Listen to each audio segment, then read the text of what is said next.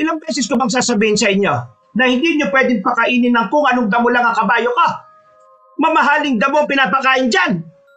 Sino ba kasi nagsabi na magpunta kayo sa koral, ha? Hindi naman kayo nagpapakain doon, ha? Sino? Ang sabi kasi sa amin ni Tonton, kami na lang daw muna ang magpakain kasi may inutos daw kayo sa kanya. Oo nga, may inutos ako sa kanya. Pero hindi ibig sabihin nun, susunod kayo sa kanya. Sino bang amo nyo? Siya ba o ako? Pasensya na ho kayo, Doña Magda. Akala kasi namin makakatulong kami sa kanya at sa inyo. Wala naman po kasi siyang iniwan na damo gaya ng sinasabi ninyo. Kaya napilitan na lang kaming pagpakain ng nagdadahilan ka pang sira ulo ka. Alam mo ba kung anong kalagayan ngayon ng kabayo kong yon? Nagtatae. Kapag may nangyari doon, nako, malilintikan din kayong dalawa sa akin. Palibhasa mga hindi nakapag-aral kaya mga walang alam. Mga hampas lupa. Naiintindihan ko naman po ang galit ninyo, Doña Magda. Pero hindi naman po siguro tama na tapakan nyo ang pagkatao namin. Ano sa tingin mo ang tama? Hayaan na lang kayo sa katangahan ninyo? Ganun ba? Hindi naman ho. Ang akin lang naman po napag-utusan lang din po kami. Nagmagandang loob lang din. Hindi naman po namin ginustong magkaganito. At isa pa po, Doña Magda, dapat magalit din po kayo kay Tonton. Hindi niya man lang kami sinabihan na hindi pala basta-bastang damo ang pinapakain sa kabayo ninyo. At nakikisabat ka bang palamunin ka? May sinabi ba ako magsalita ka? Sobra na po kasi kayo, Doña Magda. Kung itrato nyo kami, para kaming mga daga na walang karapatang igalang. Yan na ba sa tingin mo ang kagaya ninyo? Di ba mga daga lang naman kayo? Huwag naman po kayong ganyan. Hindi porke mas nakakaluwag kayo sa buhay ganyan na kayo sa amin. Matuto po sana kayong makipagkapwa-tao. Kasi, Ano? Kapal ng mukha mong sabihan mo ako ng ganyan? O hindi nasampal kita? Sasabihan mo ako kung paano kayo itrato? Hanggat nandito kayo nagtatrabaho, hawak ko mga buhay ninyo. Wala kayong karapatan ng mga twiran dahil mga utusan lang kayo. Mother, what's happening here? Eto kasi mga tangang mag-ama na to Binabwisit ako. Pinakain ba naman ng pangkaraniwang damo yung kabayo ko? Tapos ngayon, nangangatwiran pa na akala mo naman ang daming alam sa buhay. Mga inutil naman. Kalma lang, Mother. Ang dugo mo. Baka mamaya pumangit ka niyan. Sige na, I can handle this. You go to your room and take your rest. Alam kong pagod ka lang talaga ngayong araw. Hay, kayong dalawa! Sa oras na may mangyaring masama sa kabayo ko, parurusahan ko kayo talaga! Umalis na rin ang matandang babae. Nang makakyat na yon sa hagdanan, sila naman ang pinagtuunan ng babaeng si Amara. Ngumiti na muna ito sa kanila. Dumako ang tingin nito sa pisngi ni Ramil dahil bumakat pa roon ang kamay ng Donya. Pasensya na talaga kayo kay Mama, ha? Alam niyo naman, kapag tumatanda, laging nagiging mainitin ng ulo. Pero sa susunod, huwag niyo na pakainin ng bastang damo lang, ha? Kasi mamahalin ng damo na pinapakain sa mga kabayo niya Pasensya na rin po, ma'am. Hindi na po mauulit. Nangatwiran lang naman po kasi kami dahil pakiramdam namin. Niyuyurakan na niya yung pagkatawa namin ni tatay Naintindihan ko naman kayo. Kaya nga ako na rin ang humihingi ng paumanin sa inyong dalawa. Pagpasensyahan niyo na lang si Mama. Ayos lang naman sa amin, ma'am. Naintindihan din po namin may mali rin naman po talaga kami. O sige na po, umuwi na kayo at anong oras na rin Ngumiti na lamang ang mag-ama. Naglakad na rin sila palabas ng asyenda. Nakahinga na rin sila ng maluwag. Aminadong kinabahan sila sa nangyari. Buong akala kasi nila, magagaya sila sa isang tauhan ng asyenda na naparusahan kaagad. Napapailing na lamang ang mag-ama. Hindi rin kasi nila inakala na magkakaroon ng problema. Banas na banas sila sa lalaking si Tonton. Nakakabwisit talaga yung si Doña Magda Kung may iba lang talaga tayong mapapasukan, baka matagal na tayong umalis dyan. Alam mo naman kung sinong sobrang taas. Pera lang naman ang meron siya. Hayaan mo na. Wala naman na tayong magagawa sa ugali niya eh. Siguro, ang gawin na lang natin, kung ano lang ang ipinag-uutos niya, yun lang ang gagawin natin. Para na rin makaiwas tayo sa problema. Nagtataka nga po ako eh. Si Amaro ba talaga anak ni Doña Magda? Kasi parang hindi eh. Sobrang layo ng ugali nila. Narinig ko nung nakaraan sa mga kasambahay, si Ma'am Amara nagmana sa kanyang ama. Yung ama raw kasi talaga ni Amara ang mabait sa kanila. Kaya pala. Pero buti naman at hindi siya nagmana sa nanay niyang mas masama pang ugali kaysa kay Satanas eh. Pero mas nakakainis si Tonton. Hindi man lang niya sinabi sa atin kung ano ba talaga ang dapat na gawin. Tay, nung bago iwan sa atin ni Tonton yung kabayo, wala ka bang napapansin kay Tonton? Gaya ng alin. Nung nakaraan ko pa kasi siya nakikitang balisa palagi eh. Parang wala siya sa sarili at parang laging malalim ang iniisip. Laging gulat na gulat kapag kinakausap ko eh. Baka naman may problema lang sa kanila. Hindi ko alam. Hayaan na nga lang natin siya. Ang mabuti pa, pumunta na lang tayo sa lugawan nila paring Larry. Nagugutom na ako eh. Anong oras na rin oh? Hindi na tayo nakakain ng hapunan dahil sa kasamaan ng Doña Magda na yun. Mabuti pa nga kumain na lang muna tayo ng lugaw. Binisan na lamang ng dalawa ang kanilang lakad hanggang sa makabalik na rin sila sa kanilang baryo. Pagdating nila sa lugawan, nakita nila agad ang lalaking si Larry na nakatulala sa gilid. Wala pa kasing gaano kumakain. Matumal ang lugawan sa puntong yon. Uy, Larry! Bakit nakatulala ka na naman dyan? Uy, Ramil, Mandondon, bakit kayo nandito? Ganda ng tanong mo ah. Nandito siguro kami para maglaba. Ano ba tong lugar ninyo? Di ba lugawan? Di kakain ng lugaw. Kakain pala kayo. Ang kaso, wala kaming itlog ngayon eh. Pero may laman naman. Nandito rin si nanay kaya walang discount pre ah. Pasensya na. Uy, ayos lang naman no. Samahan ko na lang kayong kumain. Wala pa naman ganong customer eh. Teka, asikasuhin ko lang kayo. Pumwestong mag-ama bandang gilid malapit sa bakod. Maya-maya lang ay bumalik na rin si Larry dala ang kanilang lugaw. Amoy pa lang ng lugaw ay parang nabubusog na sila. Sa kanilang baryo kasi, isa ang lugar ni na Larry sa kilalang lugawan sa kanila. Ang kaso nga lang, may mga oras talaga na kakaunti lang ang customer. Anong balita? Kumusta naman ang trabaho nyo sa asyenda? Tagal nyo na dyan ah. Paano nyo kinakaya ugali ni Doña Magda? Ay, hilaan mo boses po. Baka mamaya may makarinig sa'yo mayayari ka talaga. Ano naman kung may makarinig? Totoo naman kasi na masama ang ugali niya. Masama ba na magsabi ng totoo ngayon? Alam mo, kahit hindi masama minsan magsabi ng totoo, masama pa rin ang nangyayari sa tao.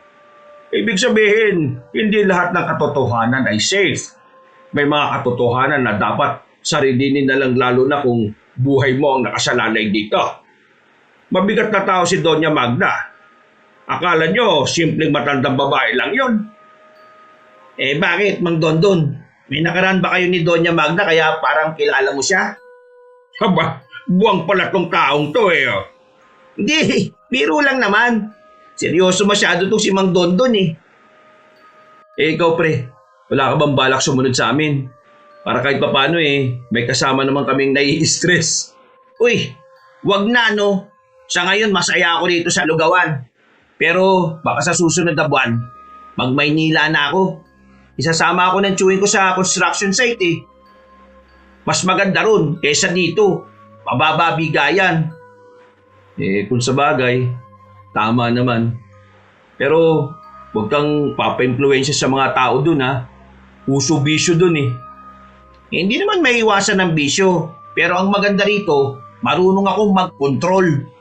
Siraulo, mas maganda na rin yung iiwasan mo na kagad. Siya nga pala, Larry. Hindi naman siya naghihimasok ha. Pag mo sanang mamasamain. May gusto lang sana akong itanong kaso parang medyo personal ito eh. Kung tinanong mo na kagad kaya, Tay, Ano nga ba yun, Mang Dondon? Yung tsahin mo, si Nilda. Nakita ko nung nakaraan. Bakit siya naka-isolate sa bahay nila? tumingin-tingin muna si Larry sa paligid. Nang masigurong walang ibang makakarinig, saka na nito sinabi kung ano ang nalalaman nito. Di ba, sa sunod na buwan ng panganganak ni Tia Nilda, ang totoo kasi niyan, kaya siya hindi pinapalabas ng bahay kasi merong aswang na nakaka-interes sa sanggol na dinadala niya. Ha? Teka. Ano ka mo? Aswang? Inaano wala ang boses mo. Marinig ka ni nanay sa loob. Hindi kasi namin to sinasabi sa iba kasi baka mas lalong umaligid yung aswang kapag nalaman niyang marami nang nakakaalam. Ang ibig ko sabihin, kapag alam na ng lahat, baka magmadali yung aswang na kunin yung gusto niya kay Tia Nilda. Kaya pala nung nakaraan nakita ko yung asawa niya. Kalahating sako ng bawang yung dala-dala eh. Kailan pa ba bumalik yung mga aswang na yan? Sa pagkakatanda ko sa kwento ng mga senior citizen, 2 dekada na nung huling may namataan na aswang dito sa atin. Ang sabi naman ng albularyo na nakausap nila nanay, yung mga aswang daw hindi naman daw nawawala. Nagpapahinga lang. Hindi ko alam kung anong ibig sabihin ng albularyo na yun. Basta, ganun daw. Kumusta naman pala ngayon yung tiyahin mo? Ayun, bagot na bagot. Gusto nang makalabas pero hindi siya pinapayagan ng asawa niya. Kahit kasi umaga, kwento niya parang may sumusunod sa kanya eh. Kaya delikado rin talagang maging kampante kahit dirikang araw. Kung sa bagay. Ang gawin niyo, palibutan niyo ng pangontrang bahay ng tiyahin mo. Ewan ko na lang kung makapasok pa yung siraulong aswang na yon. Tay, ano ba itsura ng aswang? Aba, hindi ko rin alam, no? Hindi pa rin naman ako nakakakita ng ganyan. Pero, base sa mga naririnig ko, nakakatakot na raw. Ang sabi nila, may iba't ibang uri daw ng mga aswang. Pero itong maaligid kay Tia Nilda, isa raw tik-tik. Lalaking may kakayahang mag-anyong tao. Pero kapag nag-anyong aswang, mahaba daw yung dila. Tapos, yung dulo ng dila niya, may talim na parang kasintalas ng blade. Yun daw ang pinanghihiwa nila sa tiyan ng buntis eh. Tapos, mahaba rin ang kuko. Namumula ang mga mata at maitim ang balat. Mukha pala talagang halimaw ang mga yan no? Nakakatakot naman pala. Kaya nga, sana nga mawala na yung aswang na umaligid kay Tia. Kasi, delikado talaga ang buhay niya. Sa pagkakamali lang na maiwan siyang mag-isa sa bahay nila, nakto, kahit umaga, baka pasukin siya ng aswang. Naiba na ang usapan nila nang may dumating na customer. Iniwan na muna sila ni Larry para asikasuhin ang mga yun. Maya-maya pa ay natapos na rin sila kumain. Umuwi na lamang din sila sa kanilang bahay. 10:00 na ng gabi, nakakaramdam na rin ng antok ang mag-ama. Kaya naman, sinimulan ng isara ni Ramil ang maliit nilang bintana. Pati na rin ang kanilang pintuan na yari lang din naman sa pinagtagpi-tagping kawayan. Mahirap lang ang buhay na mag-ama. Naghirap sila ng tuluyan ng maospital ang ina ni Ramil. Nagkanda baon-baon sila sa utang. At nang mabayaran naman nila lahat, dito na sila nahirapang makabangon. Tay, hindi niyo po ba namimiss si nanay? Anong klaseng tanong yan? Malamang, miss na miss ko lang nanay mo. 2 taon na siyang wala sa atin pero pakiramdam ko kahapon lang nangyari ang lahat. Ito naman kasi nanay mo, pasaway kasi. Ayaw alagaan ang sarili. Ayan, nauna na tuloy. Pero sa totoo lang hanggang ngayon, hindi pa rin ako nakakausap kapag naiisip ko siya. Pasensya na tay Napaalala ko pa tuloy. Ay nako, ayos lang. Mas maganda nga na inaalala natin siya kasi baka mamaya magalit na siya sa atin kasi baka iniisip niyang nakalimot na tayo. Tay, ikaw, alagaan niyo sarili niyo. Kasi kapag ikaw nawala, wala na akong kasama. Kaya nga ikaw, kailangan mo na rin humanap ng mapapangasawa.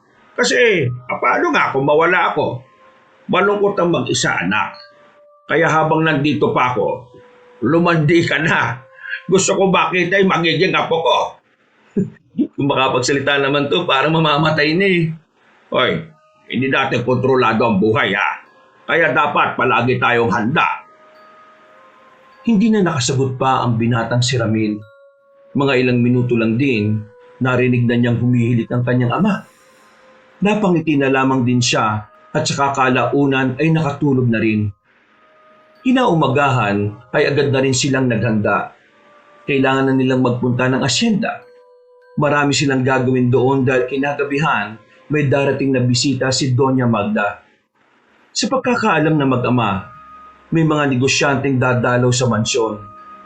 Sa mga ganoong okasyon, kailangan naroon sila dahil malamang sa malamang maraming utos ang nag-aabang sa mga kagaya nila. Pagpasok nila ng asyenda, tumungo agad sila sa malawak na hardin. Maraming tuyong dahon ang nasa lapag na kailangan nilang linisin. Narinig ko hanggang dito yung boses ni Doña Magda. Sino na naman kaya pinagagalitan ng matandang yun? Baka si Tonton. Sana naman hindi maparusahan si Tonton. Kawawa naman yung taong yun. Mag-isa na lang sa buhay yun eh. Akala ko ba may lola siya sa Maynila? Hindi niyo ba nabalitaan nung nakaraan? Wala naman pala siyang lola. Sinabi lang daw niya yun para tanggapin siya rito. Hindi pa nga yata alam ni Doña Magda na nagsinungaling siya tungkol dun eh. Naging desperado na siya para lang makapagtrabaho. Ay nako, gulo yan kapag nalaman. Ayaw na ayaw pa naman ni Doña Magda yung sinungaling. Sinimulan na lang ng dalawa ang kanilang trabaho. Makalipas lang ang halos 20 minutos, natapos na rin nila ang kanilang ginagawa. Nagpunta naman sila sa ibang parte ng asyenda. Tumungo sila sa taniman ng mga strawberry at iba pang mga prutas. Tutulong sana silang mag-ani ng mga tanim doon, pero nakita sila ni Amara. Magandang umaga po, Ma'am Amara. May ipag-uutos po ba kayo? Ikaw lang, Ramil. Isa lang naman ayos na. Mang Dondon, tuloy niyo na lang po yung ginagawa niyo, ha? Sige po ba? Ma'am, ano po palang may paglilingkod ko sa inyo? May mga ipapabuhat lang sana ako sa iyo sa bodega. Mabigat kasi eh. Hindi ko kaya. Tara, sumunod ka sa akin. Wala ka na bang kakilala na pwede ipasok dito sa asyenda? Mukhang magkukulang na naman kasi tayo ng tao eh. Tingnan ko po sa baryo namin kung merong naghahanap ng mapagkakakitaan. Pero may matatanggal po ba? Si Tonton eh. Ang dami na kasi niyang pagkakamali nitong nakaraan pa. Hindi lang ito tungkol sa kabayo pati na rin sa kung ano-anong bagay. Iritado na sa kanya si Mama eh. Kilala niyo naman ang Mama ko. Ayaw na ayaw niya sa mga taong inutil. Naku, kawawa naman si Tonton. Ramil, sa buhay, ang mga mahihina at mababagal ang palagi na pag-iiwanan. Malupit ang mundong to. Kaya kung sino talaga ang walang kakayahang makasabay sa mga nauna at sa mga malalakas, sila ang laging nawawala. Ganon naglalaro ang buhay. Ang tangi lang natin magagawa, kumilos tayo ng naaayon sa layunin natin bilang tao. At magpakabuti tayo bilang mamamayan. Ayos ba? Oo, ayos po. Ang galing po ng mga salita ninyo eh. Naku, nambola ka pa. Oh, eto na. Ito mga lamesa na ito, ilalabas lang natin. Dapat ma'am, nagtawag pa tayo ng isa. Para kaming dalawa na lang ang magbuhat. Mabibigatan pa po kayo niyan eh. Hindi na, tayong dalawa na lang. Itong mga lamesa kasi na ito, antigo yan. Hindi namin pinapahawakan yan sa kung sino-sino. Bakit po sa akin pinapahawakan nyo? May tiwala naman ako kasi sa'yo. Alam ko una pa lang na maaasahan kayo ni Mang Dondon. Napangiti na lamang sa kanya ang babae. Napangiti na lang din si Ramil. Sobrang nagagandahan siya sa mukha ng babaeng amo. Kung hindi nga lang malaki ang agwat ng antas ng kanilang pamumuhay, baka nagkaroon na siya ng pagtingin dito. Ang kaso, langit si Amara at lupa lang naman siya. Pinagtulungan nilang ilipat ang tatlong mahaba at antigong lamesa. Medyo nahirapan sila dahil mahina ang puwersa ni Amara. Pero makalipas ang halos 1 oras ay natapos na rin nila yon. Nang bumalik sila sa bodega, merong nakita si Ramil na isang comics. Nakakalat lang yun sa lapag. Nabasa niya ang pamagat. May nakalagay na aswang. Ma'am, hindi naman po sa pagiging feeling close po Pero naniniwala po ba kayo sa aswang? Ako? Hindi ko alam. Pero nagbabasa ako ng mga comics na gaya niyan. Matagal na yan. High school pa lang yan, binabasa ko na. Bakit mo pala naitanong? Wala lang po. May nakita kasi akong comics. Iniisip ko na interesado rin kayo sa mga bagay na mahirap ipaliwanag. Maayos naman nilang natapos ang kanilang ginagawa. Kahit na papaano ay nakapagpahinga na rin habang umiinom ng sabaw ng buko. Nakaupo si Ramil sa nakatumbang puno ng nyog, habang ang dalagang si Amara naman ay nakaupo sa lumang silya. Mabuti na lahat hindi ka umalis dito kahit na masungit ang mama ko. Kasi ma'am, kailangan ko rin talaga ng pera Hindi namin kakayanin ni tatay kung siya lang ang mag-isa. Alam mo, bibihira lang ang mga taong kagaya mo. I mean, di ba yung ibang lalaki dyan, puro papogi lang ang alam? Pero ikaw, nagsisikap ka sa buhay. Baka po kasi marami na silang pera. Ako po kasi wala, kaya trabaho lang talaga. Huwag mo na nga akong tawaging ma'am kapag tayong dalawa lang naman ang magkausap. Sige po ma'am. Amara. Pero bakit niyo po ako kinakausap? Ibig ko sabihin, di po ba hindi dapat nakikipag-usap ang mga kagaya niyo sa mga kagaya namin? Grabe ka naman. Hindi naman kasi ako ganon. Alam mo, sa yaman ng pamilya namin, wala kaming ganong kaibigan. Ang angkan kasi namin, hindi nagtitiwala sa mga tao. Kaya ayun, wala kaming ganong kakilala, maliban sa mga business partners namin. Ganun po pala.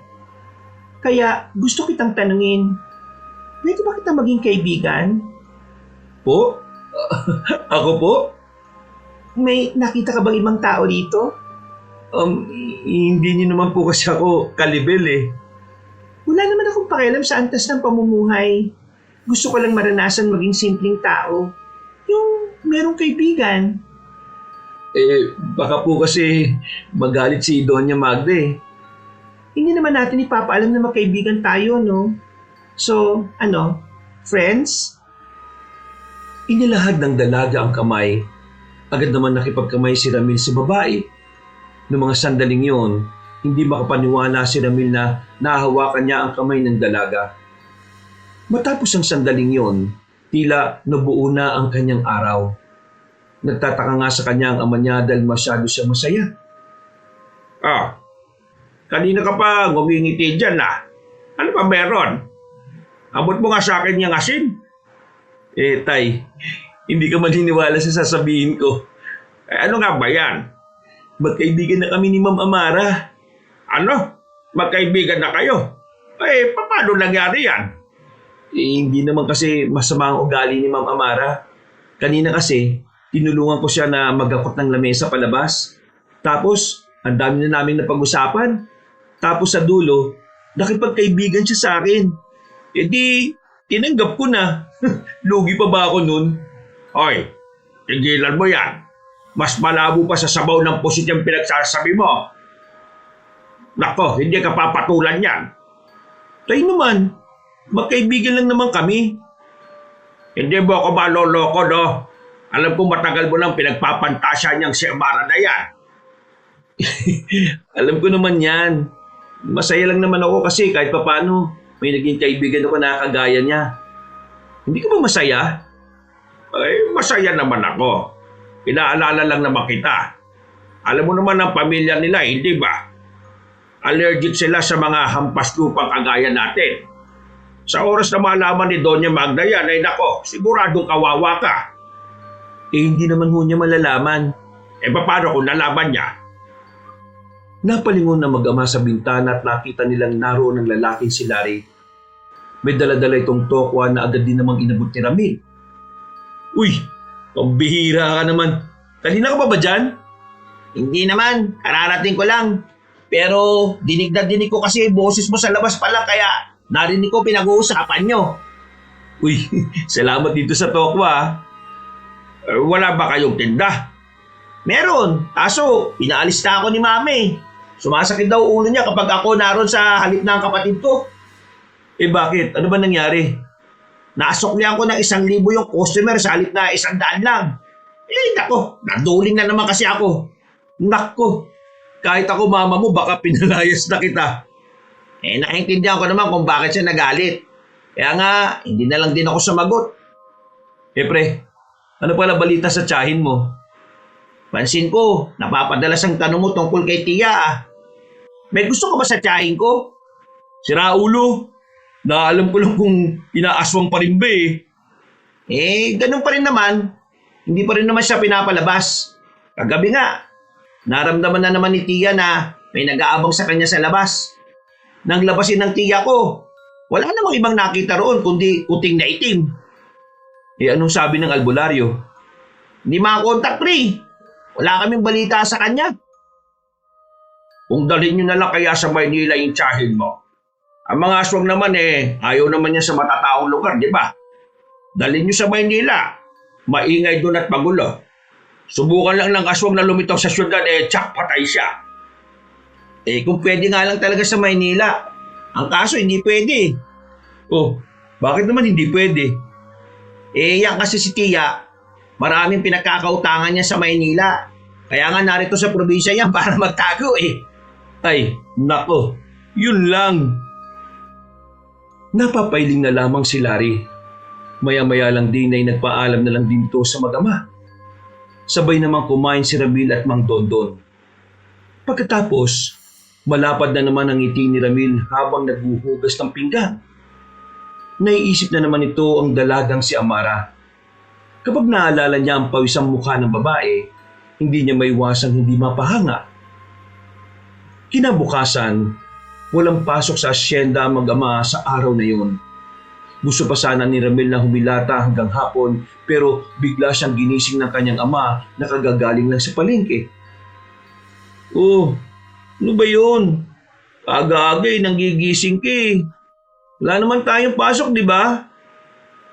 Alam mo ba kumakalat na balita ngayon dito sa atin? Naku naman, chismis ka agad. Kalalaki niyong tao, Hindi ito chismis. Totoo itong nangyari. Kumakamot ba sa ulo si Ramil? Sandali nitong pinunasan ng damit ang muka at saka naupo sa gilid ng kanyang papag. O sige, ano yung kumakalat na balita? Yung albularyo na nag-asikaso sa tiyahin ni Larry. Kaya pala hindi na makontak kasi patay na pala. Nang marinig ni Ramil ang sinabing yun ng kanyang ama, ay napaayos siya ng pagkakaupo. Nawala ang antok niya. Nakaramdam siya ng pagkabahala sa hindi malamang dahilan. Sigurado ba kayo dyan? Oo, nakausap ko kanina ang nanay ni Larry. Siya mismo nagsabi sa akin. Natagpuan daw yung bangkay ng albularyo sa makakaibang parte ng gubat. Lasog-lasog daw Ano ho? Hiwa-hiwalay? Oo, hiwa-hiwalay. Yung binti nga natagpuan sa terminal Yung braso sa ilalim ng ilog. Yung ulo naman nakita sa taniman ng pinya. Alam mo ba kung anong pinaka nakakakilabot sa narinig ko? Meron pa? Oo, meron pa. Sabi ng nanay ni Larry, may hinala daw yung pamilya ng albularyo na ang pumaslang doon Sigbin. Sigbin? Paano Sigbin? Yung Sigbin, alaga sila ng aswang. Kumbaga sa atin mga tao, di ba, asong alaga natin, hindi kaya pusa. Sigbin naman ang alaga ng mga aswang. Ang sabi-sabi, pinagpiestahan ng Sigbin ang albularyo. Pinag-agawan at nang mapilis na yung mga parte ng katawan, saka nagpunasan. Kaya yun, kung saan-saan natagpuan yung parte-parte. Tay, tingin ko, pinalapa siya ng aswang sa mga sigbin. Kasi di ba, ang mga albularyo, hadlang sila sa mga aswang. Pinatay siya para wala nang makakapigil sa paglapit sa tiyahin ni Larry. Alam mo, may punto ka dyan. Kung ganyan nga nangyayari, di mas lalong malalagay sa alanganin yung tiyahin ni Larry. Nako, delikado.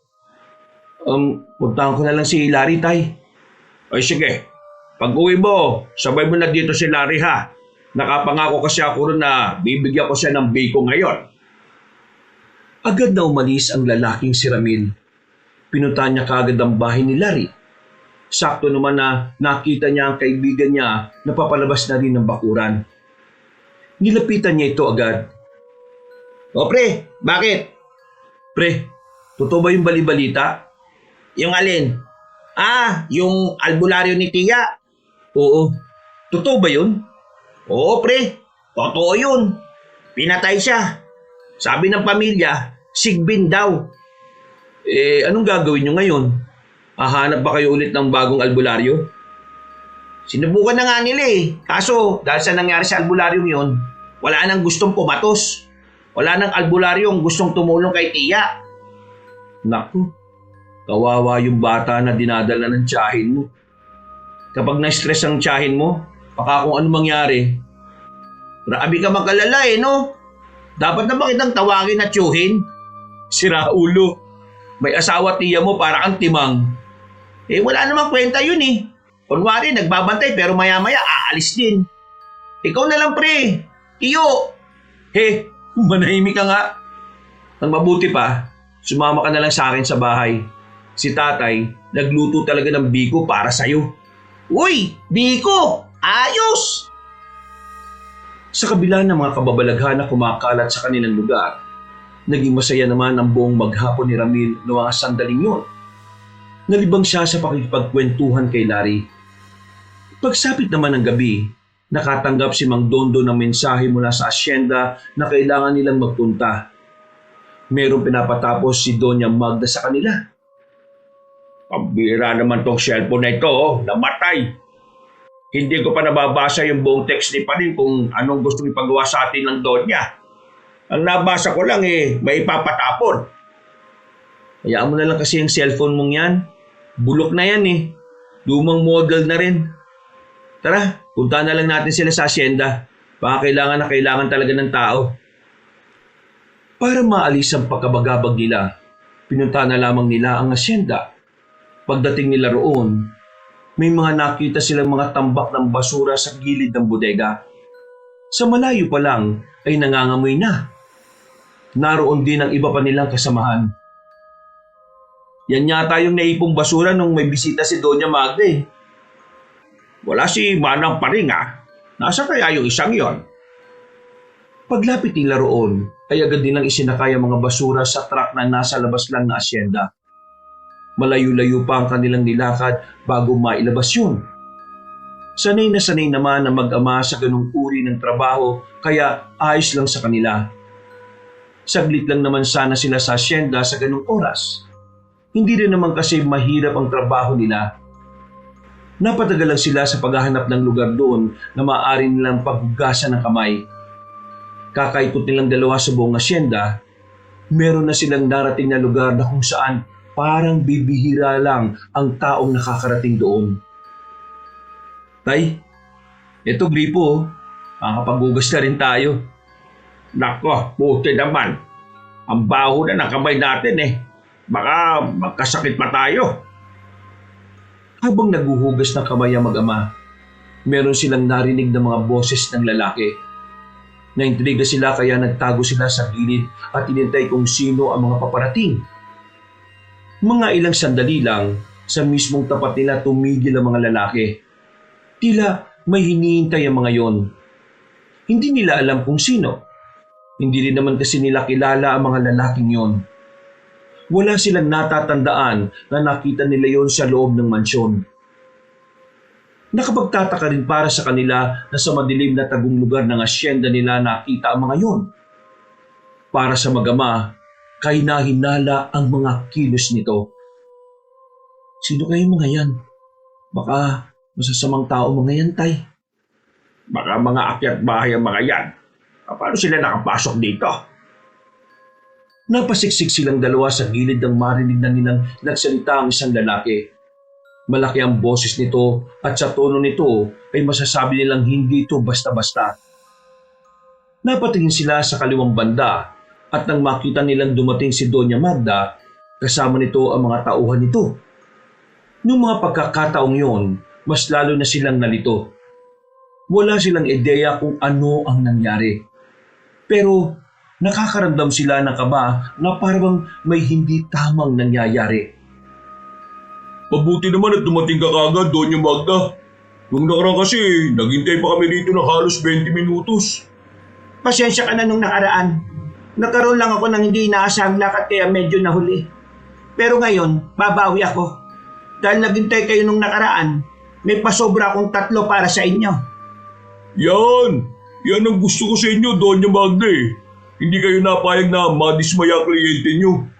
Oo naman, matagal-tagal na rin naman tayong partners in crime. Isa pa, malapit sa akin ang ama mo. Kaya malakas talaga kayo sa akin. Pwede ko na ba makita yung mga bagong dating na pagkain namin? Maya-maya pa, isang truck ang dumating. Pagbukas ng truck na yon, naglabasan mula sa loob ang mga babaeng buntis. Iyak ng iyak ang mga yon, pero nakabusal ang mga bibig. Hindi mabilang na mag-ama kung ilang buntis sa mga yon. Isa lang ang nasisiguro nila, may masamang mangyayari. Eto na lahat. Wow! Hindi talaga ako nabigo na ikaw ang naging partner namin. At ang pera, nasaan? Sumenyas ang lalaki sa isa pang lalaki. Merong inabot na 2 malaking bag. Sandali yung tiningnan ni Doña Magda. Lumapad ang ngiti nito nang makita ang nasa loob. Para itong nanalo sa loto. Hindi rin ako nagkamali sa inyo ng ama mo. Basta, bigyan mo lang kami ng masasarap na pagkain. Kaming bahala sa pera mo. Mas madali talagang yumaman kapag may kaibigan ka na aswang no? Alam mo yan. Oh, mga bata, dali na mga buntis na yan. Gusto na ng pinuno ng panghimagas. Nagmamakaawa ang mga buntis ng kaladkarin na iyon ng mga lalaki. Habang si Doña Magda naman, nakangiting pinagmamasdan habang papalayo ang mga yun. Tay, si Doña Magda, nakikipag-ugnayan sa mga aswang. Nagdudukot yata sila ng mga buntis para ibenta sa mga aswang na yun eh. Diyos ko, ano ba nangyayari sa mundo at bakit may ganito? Palis na sana ang mag-ama nang mapansin ni Doña Magda na bagya pang nakabukas ang gripo na ginamit nila. Dahil dito, agad na nagduda matandang babae na merong tao sa mga sandaling yun. Kinabahan din ang mag-ama nang mapansin naghihinala si Doña Magda. Masama ang kutob ko rito ngayon. Tingnan nyo kung may tao. Kung meron kayong makita, patayin nyo kagad. Naglakad na palis ang Donya na parang normal na lang dito na mag-utos ng pagpatay. Si Ramil at Mang Dondo naman hindi alam ang gagawin. Kabadong-kabado sila. Pero kahit na nagkalat ang mga tao ni Doña Magda, nagawa nilang makalis sa lugar na yun. Akala ng dalawa ay nakaligtas na sila. Pero habang kalmadong naglalakad palabas ng asyenda, bigla na lamang sila hinarang ng 2 lalaki. Alam na kagad nila ang ibig sabihin nun. Kaya ang ginawa nila, tumakbo sila palayo. Hinabol naman sila ng 2. Nang papaliko na sila sa isang iskinita, bigla silang pinaputukan. Buti na lamang ay hindi sila tinamaan. Tay, nabulabog na yung iba. Marami nang humahabol sa atin. Pulset, hindi pa tayo nakakalabas ng asyenda. Dun, sa bandang yun, akyatin natin yung pader. Sige, mauna ka. Kayo na, mahirapan kang umakyat pag-isa kasi matanda ka na. Aalalaya kita. Aba, loko ka. Sige na, tay. Hindi na nakipagtalo pa ang matanda. Sumampa na ito sa balikat ng binatang si Ramil.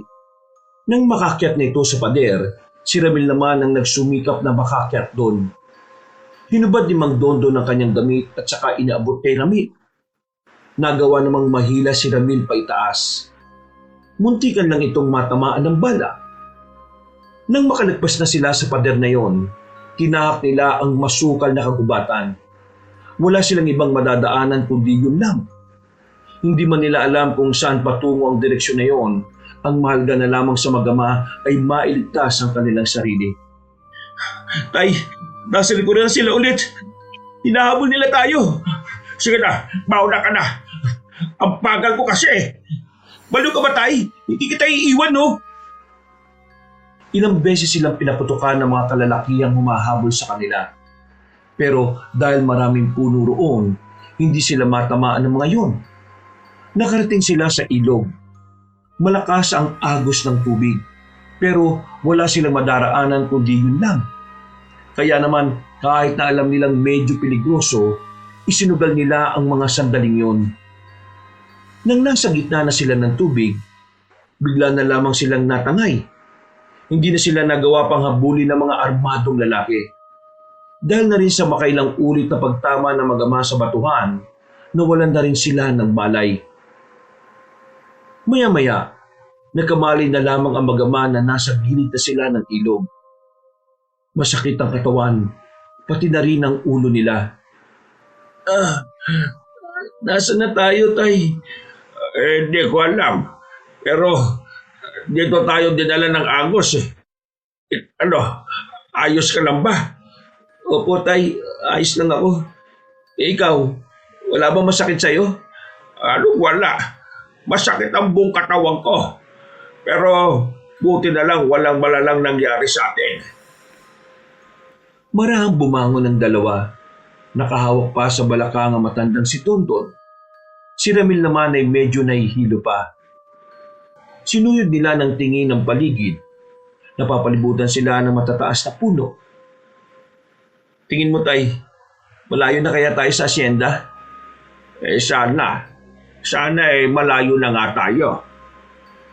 Ang problema nito, kung makakauwi pa ba tayo sa atin? Ngayong alam na ni Doña Magda na may alam tayo sa iligal niyang gawain. Siguradong hindi naligtas ang buhay natin. Yan nga din ang iniisip ko eh. Ang lupit naman ang nangyayari sa buhay natin, Tay. Mahirap na nga tayo. Nalagay pa tayo sa ganitong sitwasyon. Marahil may plano ang Panginoon kung bakit nararanasan natin ang lahat ng ito. Pakiramdam ko, may kailangan tayong gawin eh. Kailangan gawin? Isumbong sila sa pulis? Lahat ng pulis dito sa probinsya natin pwedeng bayaran ng Donya eh. Ikaw na rin nagsabi, big time na kalaban si Doña Magda. Saka na nga natin muna isipin yan. Ang isipin natin ngayon, kung paano tayo makakalis dito. Hindi natin alam kung saang lugar ba ito. Umupo na lamang ang dalawa sa batuhan. Nilalamig na sila. Bukod sa basa ang kanilang suot, bigla pang lumakas ang ihip ng hangin. Pumunta na lang siguro tayo sa Maynila. Wag kayong umalis sa probinsyang ito. May kailangan kayong gawin dito. Nang marinig nila ang mahiwagang tinig na yon, ay napatayo ang mag-ama. Takang-taka, nakakaramdam sila ng takot at kaba.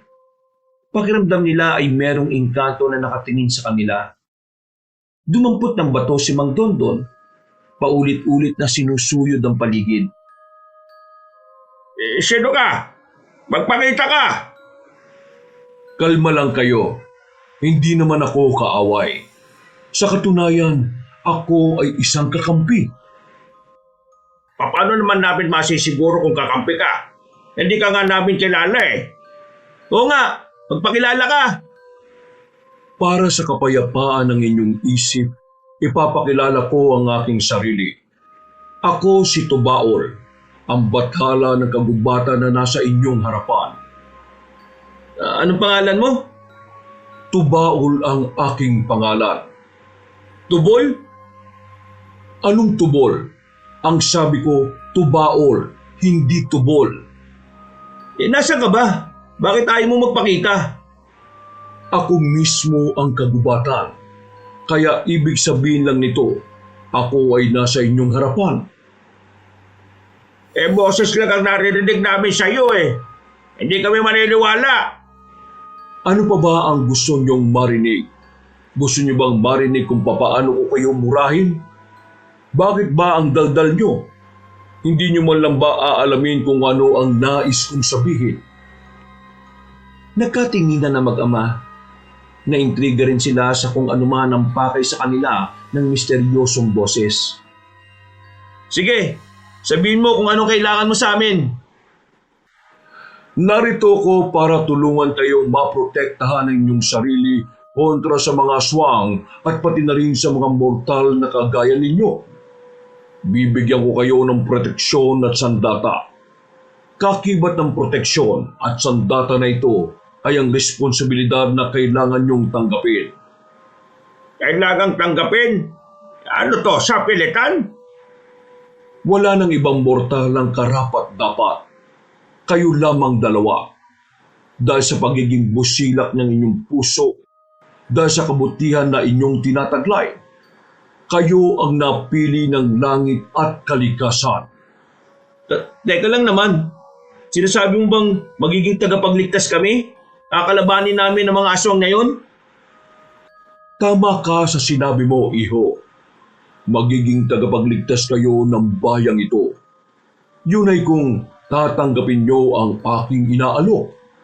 Pero mas maganda kung tatanggapin nyo kasi wala na akong ibang mahahanap na kagaya ninyo. Paano kung ayaw namin? Kung hindi namin tinanggap? Kung sakali mang inyong tatanggihan ang tungkulin na ito, habang buhay kayong makukonsensya, matitiis nyo bang may mga mapapahamak na tao kahit na meron naman kayong magagawa? Tingin ko hindi. Likas kayong mabuti. Hindi kayo masasama. Kaya ang konsensya ninyo ay madali lamang kakalabit sa inyong mga damdamin. Aba, ayos din ah. Nagawa pang mangonsensya ng isang ito ah. Ano mapapala namin kapag tinanggap naman namin ang alok mo? Pagkakalooban ko kayo ng gantimpala, depende sa inyong hiling. Nagkatinginan na mag-ama. Tila nagdadalawang isip pa nga ang mga to. Sandali silang napaisip. Pinag-usapan nila ng maigi ang bagay na yon. Batid nilang hindi rin basta-basta ang hinihiling sa kanila. Pero sa bandang huli, nakapagdesisyon na rin ng mag-ama. Papayag na kami sa gusto mo.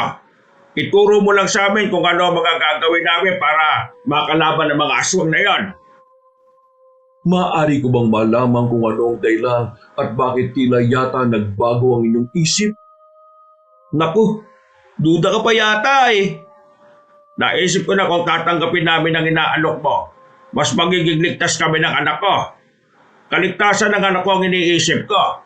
Isa pa, kailangan din namin ng gantimpala na sinasabi mo kasi gusto naming makaahon na sa kahirapan eh. Wala na bang ibang dahilan? May iba pa ba na dapat kong sabihin? Kung yun na ang mga dahilan ninyo ay aking igagalang.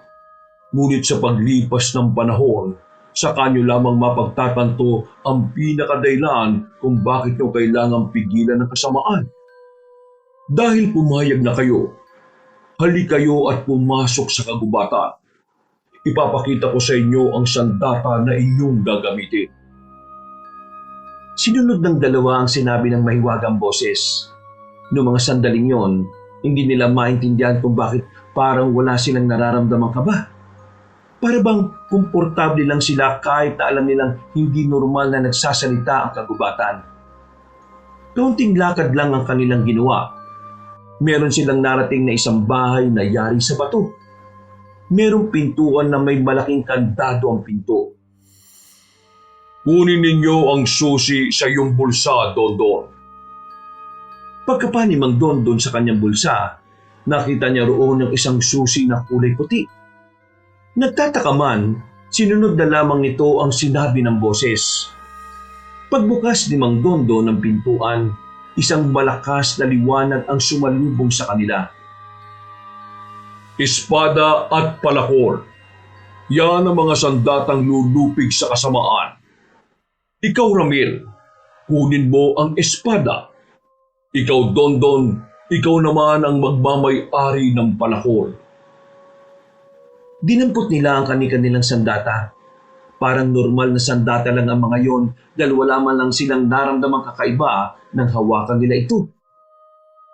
Sa gilid niyan ay buksan niyo ang maliit na baul. Nariyan ang anting-anting na magiging gabay sa inyong paglalakbay sa mundo ng pakikipagsapalaran. 2 kwintas ang naroon. 2 kwintas na merong palawit na buwan at araw.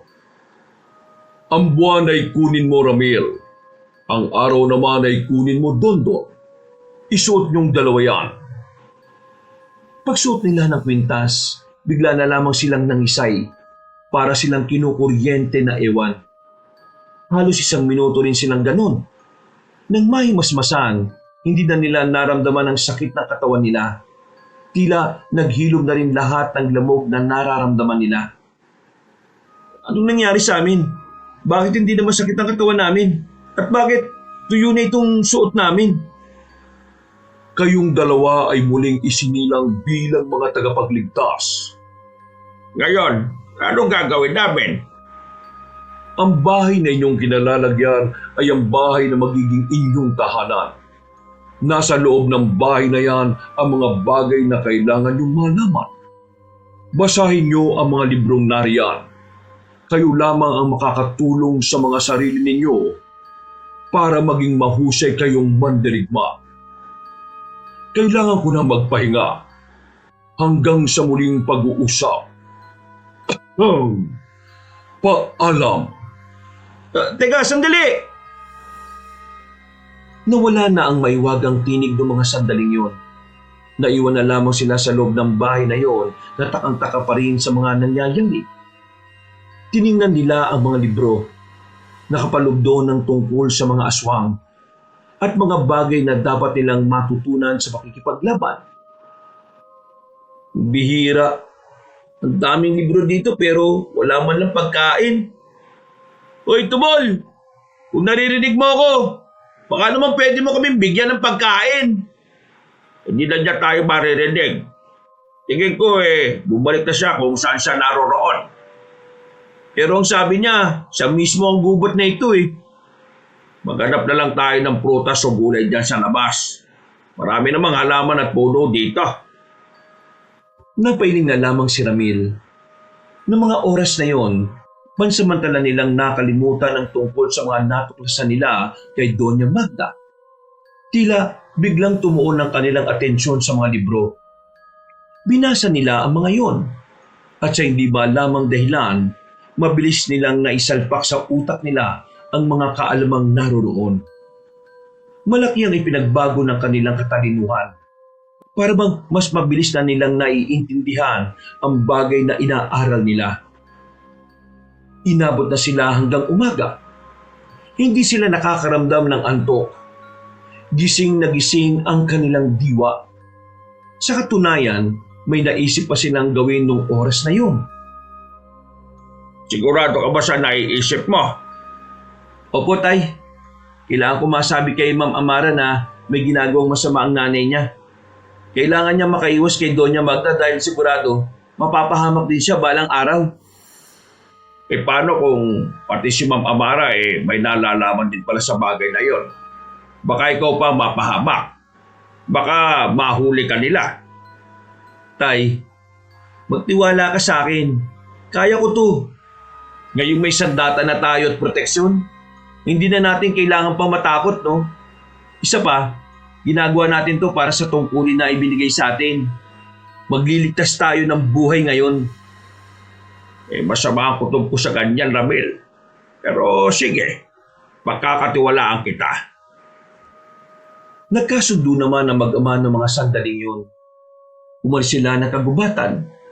Dala-dala nila ang kanilang sandata na ibinalot lamang sa telang nakita nila sa daan.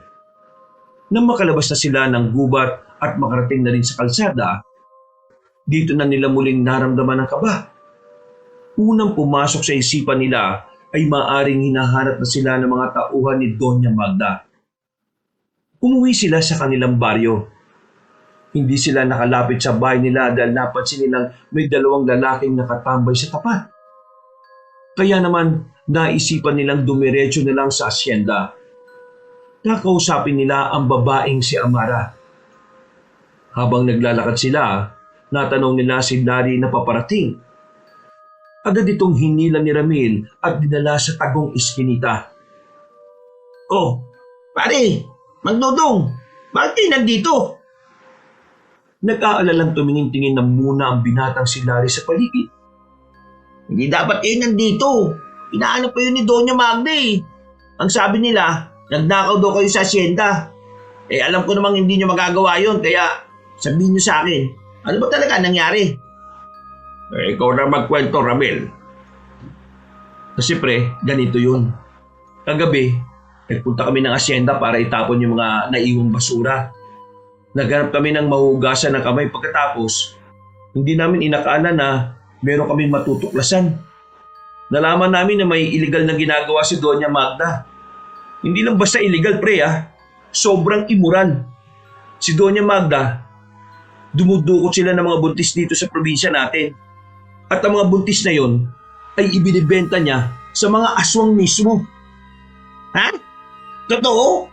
Eh teka, sigurado ba kayo dyan? Narinig namin mismo sa bibig ni Doña Magda na aswang ang katransaksyon niya, pre. Halangang kaluluwa ni Doña Magda.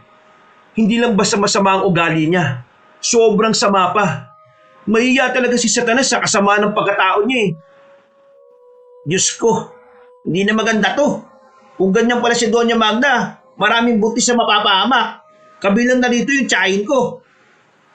Kaya nga mabuti pa. Sabihan mo na yung tiyahit mo na umalis na sa balyong ito. Hindi magtatagal ay isa na rin siya sa mga buntis na bigla na lang mawawala. Maraming salamat sa pagpapaalala nyo. Eh kayo, saan kayo pupunta? Bakit ganyan ang outfit nyo? Ano yung mga dala nyo? Ay naku, mahabang kwento pre. Sasabihan na lang kita kapag ayos na ang lahat. Sa ngayon, kailangan naming mapuntahan si Ma'am Amara. Larry, kung sakaling malagay sa panganib ang buhay mo at ang pamilya mo, sabihan mo lang kaming dalawa ha. Opo, maraming salamat po, Mang Dondon. O sige na pre, aalis na kami. Tinapik na lamang ni Ramil sa balikat ng kanyang kaibigan. Maingat ang ginawa nilang pagpunta sa asyenda.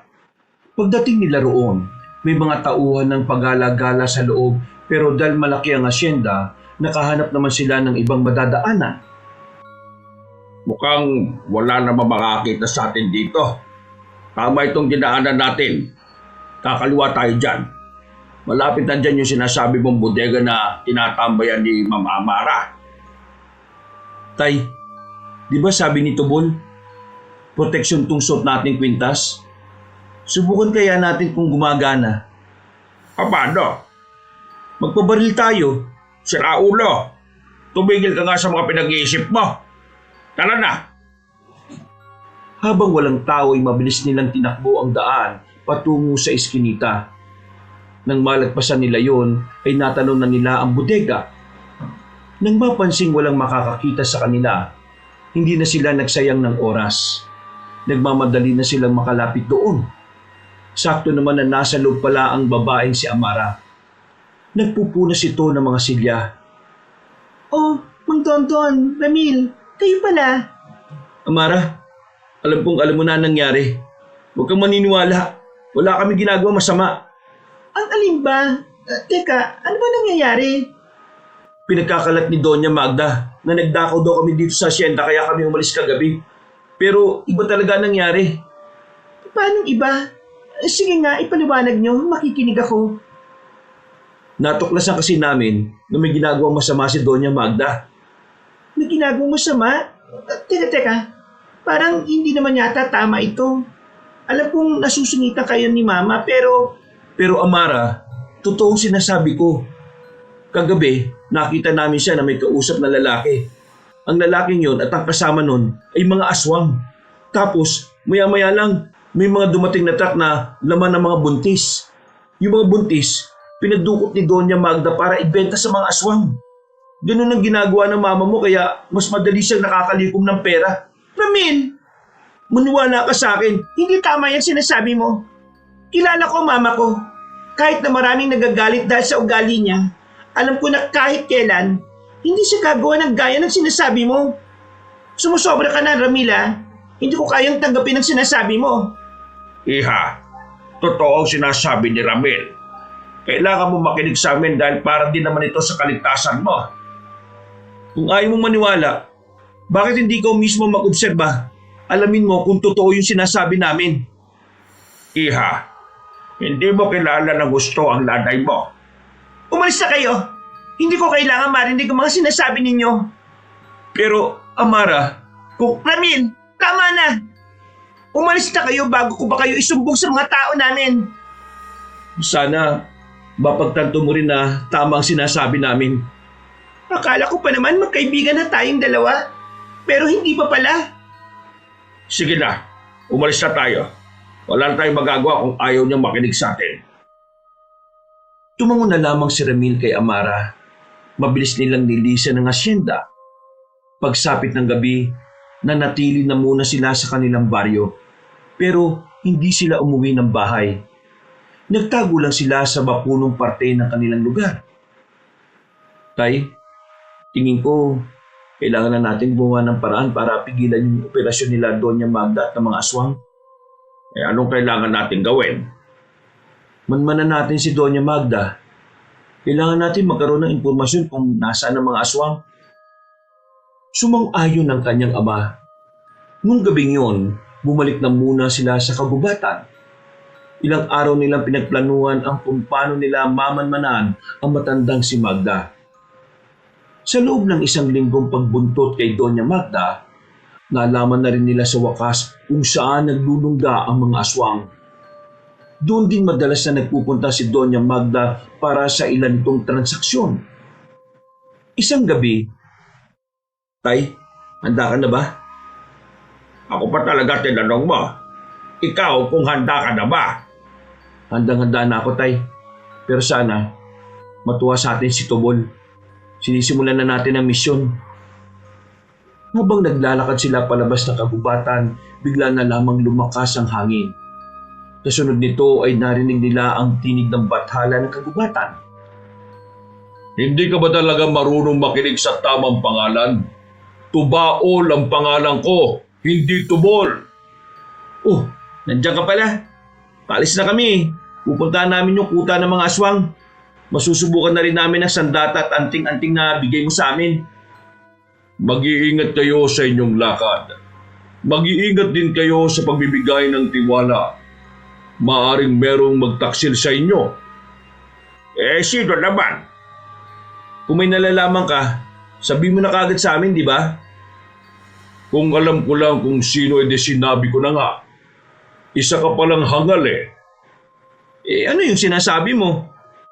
Nararamdaman ko lang, pero hindi ko nakikita kung sino. Maging alerto kayo. Sa inyong lakad, wala kayong ibang pagkakatiwalaan kundi ang sarili nyo lang. Sige ho, makakaasa kayo. Gagawin namin ang makakaya namin para magawa ng maayos ang tungkulin na ito. Pipigilan namin ang mga salot na yun sa mga binabalak nila. Nakakatuwa. Dahil habang tumatagal, unti-unti nyo nang nauunawaan ang tunay na kahulugan ng inyong misyon. Matapos sa pag-uusap na yun ay agad na rin silang pumunta sa gubat. Tumungo na muna sila sa asyenda para alamin kung naroon ang matandang si Magda. Pero wala roon ang Donya. Isa lang ang hinala nila. Nakipagkita na naman ito sa mga kliyente nitong aswang. Nagmadali silang makaalis ng asyenda. Dumaan na muna sila sa baryo sa pagbabaka sakaling merong aswang na umaaligid sa tiyahin ni Larry. Pero nang dumating sila roon, nakapagtataka na nakabukas ang bahay. Pero wala silang naririnig na tao sa loob. Kaya sumilip silang dalawa. Nakita nilang wala ngang tao roon. Nakakalat ang gamit sa lapag. May kaunting dugo na rin sa lapag. Tay, mukhang nahuli na tayo ng dating. Nakuha na nila yung tiyahin ni Larry. Larry? Nandiyan ba si Tia? Nakita ko may nakapagsabi sa akin. May mga tao raw dito ni Doña Magda kanina. Pare, wala na ang tiyahin mo. Kinuha na siya. Nahuli na kami ng dating. Gagi, pre. Mang Dondon, tulungan niyo ako. Mahal na mahal ni Mama ang tiyahin ko na yun. Baka hindi kayanin ni Mama kapag may nangyaring masama sa kanya. Oh, uminaw ka lang, Larry. Gagawin namin ang lahat para mabawi ang tiyahin mo. Ramil, simulan na natin. Sasama ako. Pre, hindi pwede. Delikado to.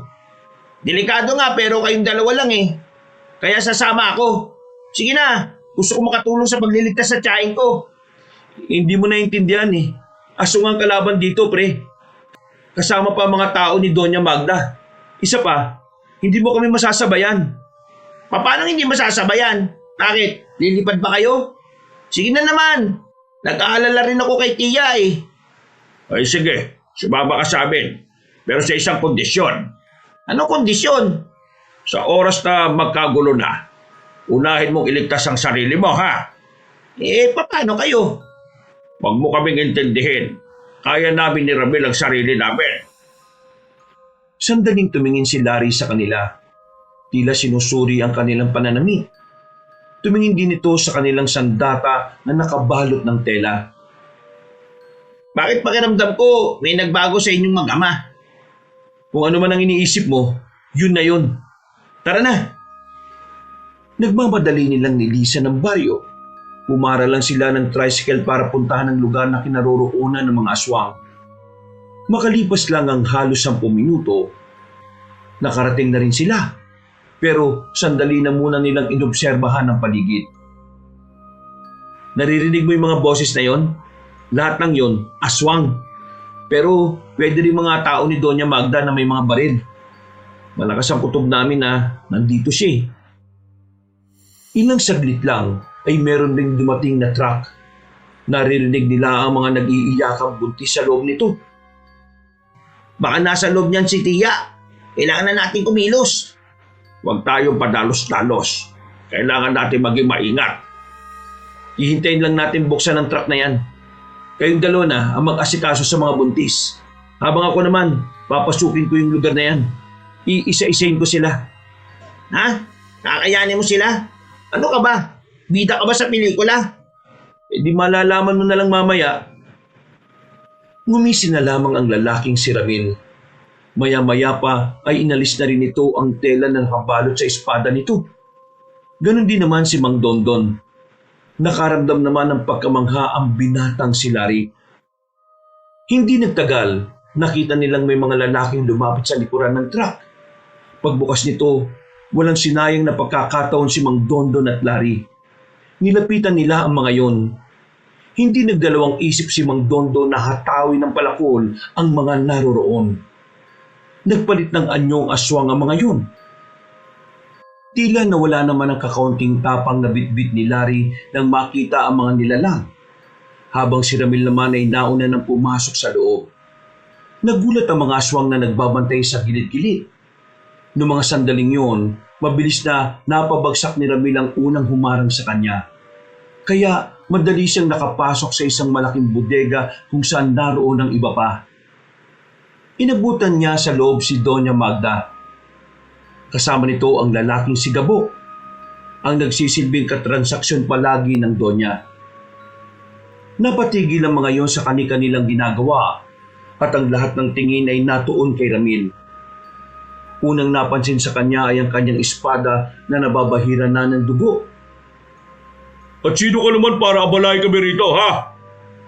Doña Magda, mukha yatang gulat na gulat ka. Bakit hindi mo sabihin sa kanya kung sino ako? Siya ang isa sa mga tauhan ko sa asyenda. Hampas lupa silang dalawa ng kanyang ama.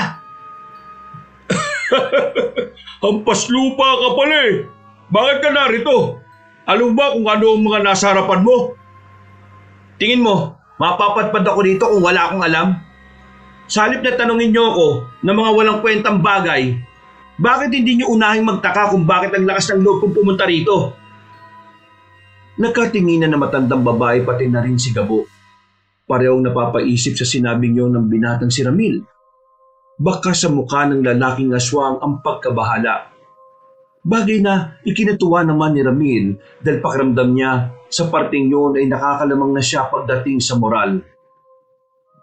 Ang ibig sabihin, isa ka bang manunugis? Hindi ko alam kung ano ang tawag sa akin. Pero pwede mong isipin na mga kagaya ko ang siyang papas lang sa mga salot na katulad mo. Huwag ka na magpasikat dito, Ramil. Hindi mo matatakot ang mga narito. Bakit? Dahil mga aswang sila? Tingin mo nagpunta ako dito na may nararamdamang takot sa mga nilalang na yan? Wala akong nararamdaman kahit nakakaunti. Kaya kung ako sa'yo, itama mo ang mga pagkakamali mo, Aling Magda. Ang kapal ng mukha mong tawagin akong Aling Magda. Sino ka sa inaakala mo? Winasiwas na ni Ramil ang kanyang espada. Sa puntong yun, nagsimula na ring umangil ang mga aswang. Gabo, wala akong magagawa rito. Mauna na ako. Sige, umalis ka na. Mamamatay ka lang dito, matanda ka. Hoy! Ikaw! Ano pangalan mo? Bakit mo tinatanong? Gusto mong malaman ang pangalan ng aswang na papas lang sa'yo? Hindi. Tinatanong ko kung anong pangalan mo para alam ko kung anong puntod kitang dadalawin. Mali! Hindi uso ang puntod sa amin. Sa inyo lang uso yun, mga tao. Ang dami mong daldal! Ano bang tinitingin-tingin nyo? Lusubin nyo na ang isang yan! Nagsipag-angilan ng mga aswang. Hindi nagtagal, sabay-sabay nang umatake ang mga nilalang. Pero hindi man lang nangatog ang tuhod ni Ramil. Kahit siya ay naninibago rin. Para kasing ang tagal-tagal na niyang ginagawa ang pakikipaglaban sa mga yon. Mahusay ang bawat ilag na ginagawa niya. Nakakatugon din siya bilang atake sa mga kalaban niya. Nung mga sandaling yon, nabigla si Gabo sa pinapakita ni Ramil. Hanggang dyan lang ba ang kaya ninyo? Pwes, ako naman! Ginamit ni Ramil ang kanyang pambihirang bilis. Isa-isa niyang pinabagsak ang mga kalaban niya. Dumanak na ang dugo sa lapag. Sa mga pader din ng bodega ay makikita ang mga bakas habang si Gabo nakatayo lang doon at nanunood sa mga nangyayari. Kalaunan, nakabulagta na ang mga aswang. Tapos na sila. Baka pwedeng ikaw naman. Hindi ko alam kung saan nagagaling ang taglay mong bilis sa pangikipaglaban. Pero kung inaakala mong uubra ka sa kagaya ko, nagkakabali ka. Marami na akong pinagdaan ng laban. Hindi ka mananalo sa akin kung wala ka pang isang buwan na pumapatay na kalaban. Hindi ko alam kung tinatakot mo ako. Nagyayabang ka lang para hindi malatang ikaw yung natatakot eh. Pero para malaman natin kung sino ba talagang malakas, bakit hindi na natin to simulan? Tikman mo ang galit ang prinsipe ng mga gabunan! Humaba ang buhok ng lalaki at naging kulay puti, habang ang buong katawan naman nito ay umitim. Tila may mga umusliling buto sa iba't ibang parte ng katawan nito. Aminadong lalaking si Ramil na nabigla siya sa kanyang nasaksihan. Yung kasi ang unang pagkakataon na nakakita siya ng ganong klase ng aswang. Nang umatake ang gabunan sa kanya, hindi niya yon napaghandaan. Sobrang bilis. Hindi niya namalaya na nakalmutan pala siya nito sa likod. Sa kanya na lang nalaman ng maramdaman niya ang hapdi. Magbabayaran mo ang pagdugi sa karangalan ng mga aswang! Nahawakan siya ni Gabo sa kwelyo at saka hinila ng malakas. Binalibag siya sa dingding ng bodega. Nalaglagan pa si Ramil ng mga nakapatong na galon. Hindi pa nakontento si Gabo. Hinila ulit ni Ramil palayo roon. Binalibag ulit sa kabilang banda. Sa mga oras na ito, alam na ni Ramil kung hindi siya gagawa ng kakaibang galaw, hindi siya makakaahon sa laban na yun. Tumingin siya sa paligid at naghahanap siya ng pwede niyang gamitin. Nang papalipit na ulit si Gabo, biglang dinampot ni Ramil ang bote sa gilid. Binato niya yun ng malakas at tinamaan naman ang gabunan sa muka. Sinamantala naman ni Ramil ang pagkakataon. Mabilis siyang bumangon at sinuntok niya ng ilang ulit ang mukha ng gabunan. Heto pa!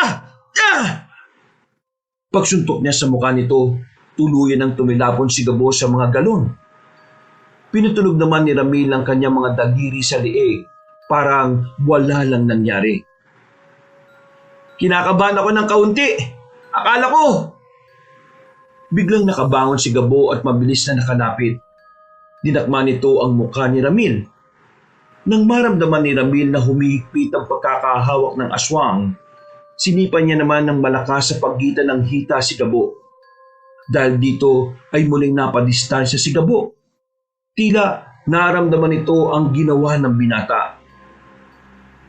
Basag na yung itlog mo! Hindi ka na magkakaroon ng anak, no? Ginagalit mo talaga akong mortal ka! Ilabas mo na ang lahat ng kaya mong gawin. Huwag nating tapusin ang gabing ito nang walang mawawala sa ating dalawa. Muling umatake si Gabo. Noong mga sandaling yon, alam na ni Ramil ang mga galawan ng aswang nakaharap niya. Nabasa na niya yon, kaya bawat lusob nito sa kanya ay madali niyang naiiwasan. Alam mo bang hindi ko pa nagagamit ang anting-anting na dala ko? Ano sinabi mo? Lahat ng ginagawa ko, wala pa sa kalahati ng meron ako. Ha! Mayabang ka rin ano? Pasensya ka na ha. Kahit ako rin naman eh. Hindi ko alam kung bakit ako nag-aangas sa laban na to. Hindi naman kasi ako mayabang eh. Pero pakiramdam ko, masarap ang ganitong ugali. Lalo na kapag aswang ang katapat. Si Ramil naman ang sumunod na umatake. Tinatag niya ng suntok ang kanyang kalaban. Sa mga naunang sandali ay nagagawa pang makailag ni Gabo. Hindi nagtagal, sumunod-sunod na rin ang tama nito. Bugbog sarado na si Gabo. Hindi na umuubra ang pagiging gabunan nito. Galit na galit si Gabo sa nangyayari. Hindi ito makapaniwala ng isang kagaya lamang ni Ramil ang magpapaluhod sa tuhod niya. Marahil nakakalabang ka ngayon. At kung sakaling mapaslang mo man ako ngayong gabi, hindi ka naman uubra sa pinuno ng mga aswang. Walang-wala ka sa kanya. Hindi ka tatagal kahit na 1 minuto. Kahit anong sabihin mo, kailangan mo nang tanggapin ang katotohanan na mamamatay ka na. Mababawasan na ang mga aswang na nagdudulot ng perwisyo sa mga tao. Lalong-lalo na sa mga buntis. Pagbabayaran mo na ngayon ang lahat ng kasalanan mo sa mga sanggol. Kinuha na ni Ramil ng kanyang espada. Tangkang tatakas pa sana si Gabo, pero hinabol yun ni Ramil. Tinarak niya ang espada sa gabunan. Ibinaon niya ng gusto ang espada hanggang sa tuluyan na itong nalagutan ng hininga. Sinuyod niya ng tingin ang buong paligid. Noong mga sandaling yon, nakita niyang nakabulagta na ang lahat ng aswang. Lumabas siya ng bodega. Hinanap niya ang matandang babae. Wala na ang sasakyan sa harapan. Kaya nasisiguro niyang nakalis na rin si Doña Magda. Hindi na lamang niya yon hinabol pa. Mas inuna niyang intindihin ng mga buntis na kasama nila ni Mang Dondon. Kasama na rin nila ang tiyahin ni Larry. Napaslang ko na mga aswang, pati na rin yung katransaksyon palagi ni Doña Magda. Tara, kailangan na nating umalis. Gamit ang truck na naroon, bumiyahe sila paalis. Naihatid nila sa kanilang lugar ang mga buntis. Nakauwi na rin ang tiyahin ni Larry. Kinabukasan, umalis na sa kanilang lugar ang tiyahin ni Larry para makaiwas sa gulo. Ang ibang buntis din naman ay naabisuhan na ng kanilang pamunuan. Pre! Sandali!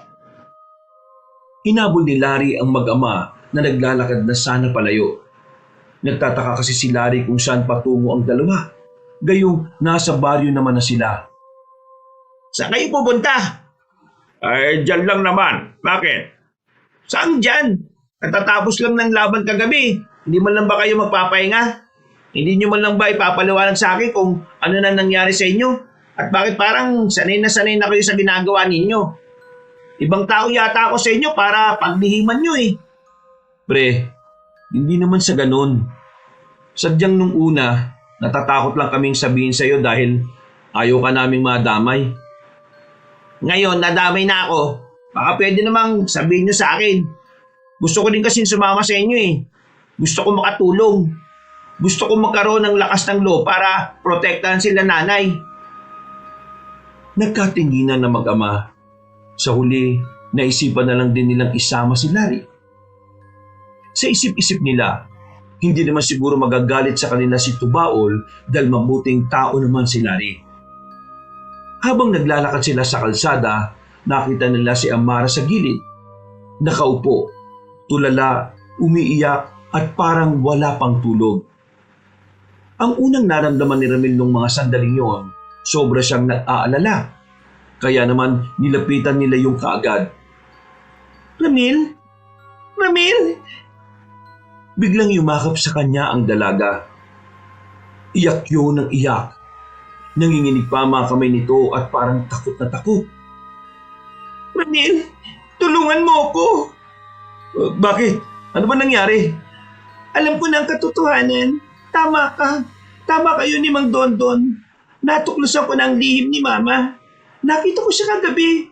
May kasama siyang mga aswang. May mga dala silang buntis. Tulungan mo ako. Hindi ko alam ang gagawin ko. Hindi ko alam kung babalik pa ba ako sa amin. Wala akong pupuntahan eh. Natatakot akong sumama sa kanya. Huwag kang mag-alala. Kaming bahala sa'yo. Hindi ka namin iiwan. Pre, isasama ba natin siya sa pupuntahan natin? Tay, hindi na muna tayo babalik. Kailangan natin asikasuhin si Amara. Pero nangako tayo na babalik tayo at kakausapin natin si Tubaol. Ipapaalam natin sa kanya mga nangyari. Tay, ikaw na lang munang bumalik. Kawawa naman si Amara oh. Wala siyang kasama. Sigurado ka ba? Oo tay, pakisabi na lang kay Tubaol na susunod ako.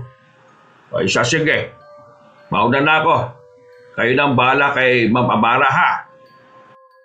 Naglakad na rin papasok ng kagubatan na matandang si Dondon. Si Ramil at Larry naman na inasikasong dalaga. Mga ilang sandali lang, kumalma na rin naman ang dalaga. May alam akong lugar na pwede nating tuluyan ng pansamantala. Mas ligtas siguro doon. Hindi ba yan alam ni Doña Magda? Alam niya ang lugar na yon pero wala naman siyang alam na may alam na ako. Kaya hindi naman siya maghihinala na naroon ako. O sige, doon na muna tayo para sa ikatatahimik ng kalooban mo. Ramil, patawad. Nakinig sana ako sa iyo nung una pa lang. Wala kang kasalanan. Naiintindihan naman kita eh. Ang mabuti pa, pumunta na tayo sa sinasabi mong bahay. Pinara nila ang napadaan na tricycle. Agad din naman silang bumiyahe at makalipas lang ang halos 15 minutos na biyahe, nakarating na rin sila sa isang tila lumang village na kahit ang dalawang binata hindi rin alam ang lugar na yon. Sigurado ka bang dito tayo? Sa nakikita ko parang abandonado na tong lugar na to eh. Pag-aari ito ng pamilya namin. Marami sanang titira dito noong bata pa ako. Ang kaso nga lang, nagkaroon ng problema. Yung mga kumuha ng unit, umatras nang magkaroon ng kaaway ang papa ko. Siniraan siya. Pero okay mag-alala. Yung bahay namin na narito, maayos. Pinapalinis namin yun kada linggo. Kaya magiging komportable naman tayo ron. Habang hindi ko pa alam kung saan ako pupunta. Doon na muna ako. Tumango na lamang si Ramil, pero napansin niyang tila hindi mapakali ang mata ni Larry. Parang hindi to komportable sa lugar na kanilang kinalalagyan. Kaunting lakad lang ang kanilang ginawa.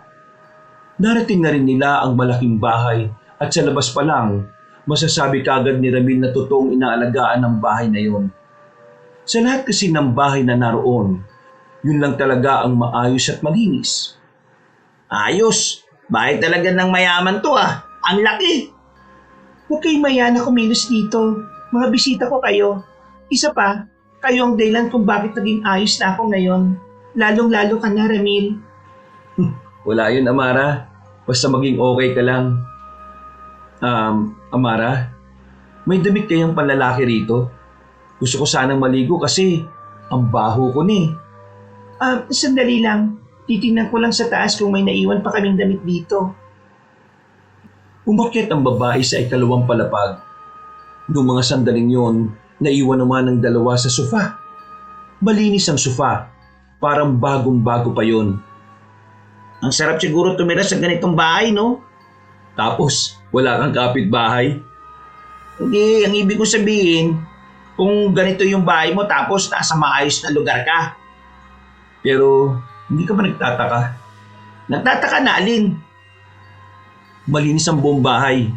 May mga nakita akong sapatos sa labas. Basta, alagang-alaga to eh. Tapos, ito lang din ang may kuryente. Pakiramdam ko, laging may nagpupunta rito. Pinagdududaan mo ba si Amara? Ayoko sana pero hindi ko maiwasang isipin eh. Natigil lang ang kanilang usapan nang marinig na nilang pabalik na ang dalaga. May daladala na itong damit at pantalon. Saktong-sakto yun para kay Ramil. Damit ito ng pinsan kong nagbabakasyon dito. Pagpasensyaan mo na ha. Hindi, ayos lang naman eh. Susutin ko pa rin. Maraming salamat ah. Kinuha ni Ramil ang damit. Naglakad na siya para magtungo sa banyo.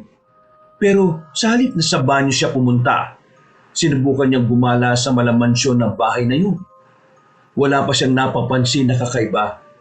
Pero nararamdaman na lamang niya na merong tumusok na karayom sa leg niya. Nang bunutin niya yon, doon na niya naramdaman ang pamamanhid ng kanyang buong katawan. Bago siya nawalan ng malay, nakita niya pa si Doña Magda. Malabo ito sa paningin niya pero kilalang kilala niya ang tinig nito. Nawalan ng malay si Ramil. Paggising niya ay nakatali na siya sa upuan. Katabi niya ang kaibigang si Lani. Nasa loob sila ng isang silid na malawak at wala man lang kahit na anong gamit. Pagtingin ni Ramil sa paligid, naroon si Doña Magda, pati na rin ang anak nitong si Amara. Amara, anong ibig sabihin nito? Hindi mo pa ba nagigets? Niloko mo lang ako? Bakit? Ang galing ko bang umarte? Nung nakita ka namin sa kalsada hanggang dito, lahat ba yun palabas mo lang? Exactly. Anong akala mo sa akin? Papayag na maging kaibigan ng hampas lupang kagaya mo? Pareho lang din pala kayo ng nanay mo. Akala ko nung una mabuti kang tao eh, hindi pala. Hoy, huwag ka makisabat. Hindi ka kasali. Yung pagkakaibigan natin, palabas lang din ba yon? Malamang. Gusto mo bang malaman kung bakit kita kinaibigan? Kasi gusto kitang ipakain sa alaga kong mga sigbin. Ang kaso nga lang, nung dumating na yung tamang oras ng gutom nila, bigla ka naman nawala. Napakasama mo. Hindi ko inakala na masama ka rin nilalang. Alam mo ba na ang mga alaga ko ring sigbin ang lumapa sa isang albularyo? Sabi ko na nga eh. Sira ulo din pala itong isang to eh. Amara, huwag kayong papagamit sa mga aswang. Hindi niyo sila pwedeng pagkatiwalaan. At anong alam mo sa tiwalang binuo namin mula pa noon? Wala kang alam. Mas matibay pa sa tuhod ni Dondo ng ugnayan namin sa mga aswang. Hindi niyo sila kilala. Hindi niyo alam na likas sa kanila ang pagiging mapanlinlang at pagiging tuso. Amara, huwag mong sayangin ang buhay mo rito. Pasensya ka na pero kahit na anong sabihin mo, hindi magbabago ang isip ko. Mas mahalaga ang pamilya at negosyo namin kaysa sa mga buhay ninyo. Magagapirin ng mga aswang. Kapag nangyari yun, kayo nang susunod na magbabayad. Kaya hanggat maaga pa, Isang malakas na sampalang binigay ni Doña Magda kay Ramil. Ang kapal ng pagbumukha mo magsalita ng ganyan. Palibhasa, hindi mo naranasang maging kagaya namin kaya wala kang alam sa koneksyon at yaman. Ano sinasabi mong magagapirin ng mga aswang? May ideya ka ba kung gaano ka bang isang pinuno nila? Wala! O baka gusto mo siyang makaharap ngayon? Totale, nandito rin naman siya. Isang matandang lalaki ang pumasok sa silid. Nakasuot ito ng pangpormal. Merong tabako sa bibig at maraming alahas sa daliri. Sa pagkakasuri ni Ramil, halatang malakas ang impluwensya ng matandang yun sa probinsya nila. Magandang gabi sa iyo, Magda. Ang formal mo naman, kumpare. Parang hindi naman tayo malapit sa isa't isa. Siya nga pala. Ito ba ang lalaking si Ramil? Opo, Don Ruel.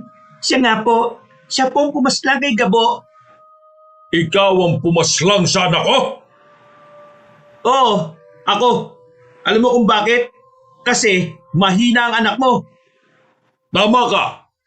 Ha? Tama ka na mahina ang anak ko. Matigas din ang ulo. Sinabihan ko na kasing mag-aral kung paano makipaglaban ng tama. Pero hindi siya nakinig. Ngayon, patay na siya. Wala akong pakialam kung hindi siya nakinig sa inyo. Pero kahit na ganon si Gabo, mahal na mahal ko ang nag-iisa kong anak na yon. Kaya alam mo ba kung hanggang saan ang galit ko nang malaman kung wala na siya? Hanggang impyerno! Biglang nanlisik ang mga mata ni Don Ruel at tinuwakan ng mahigpit ang mukha ni Ramil. Kitang-kita sa mata ni Don Ruel ang walang kapantay na galit.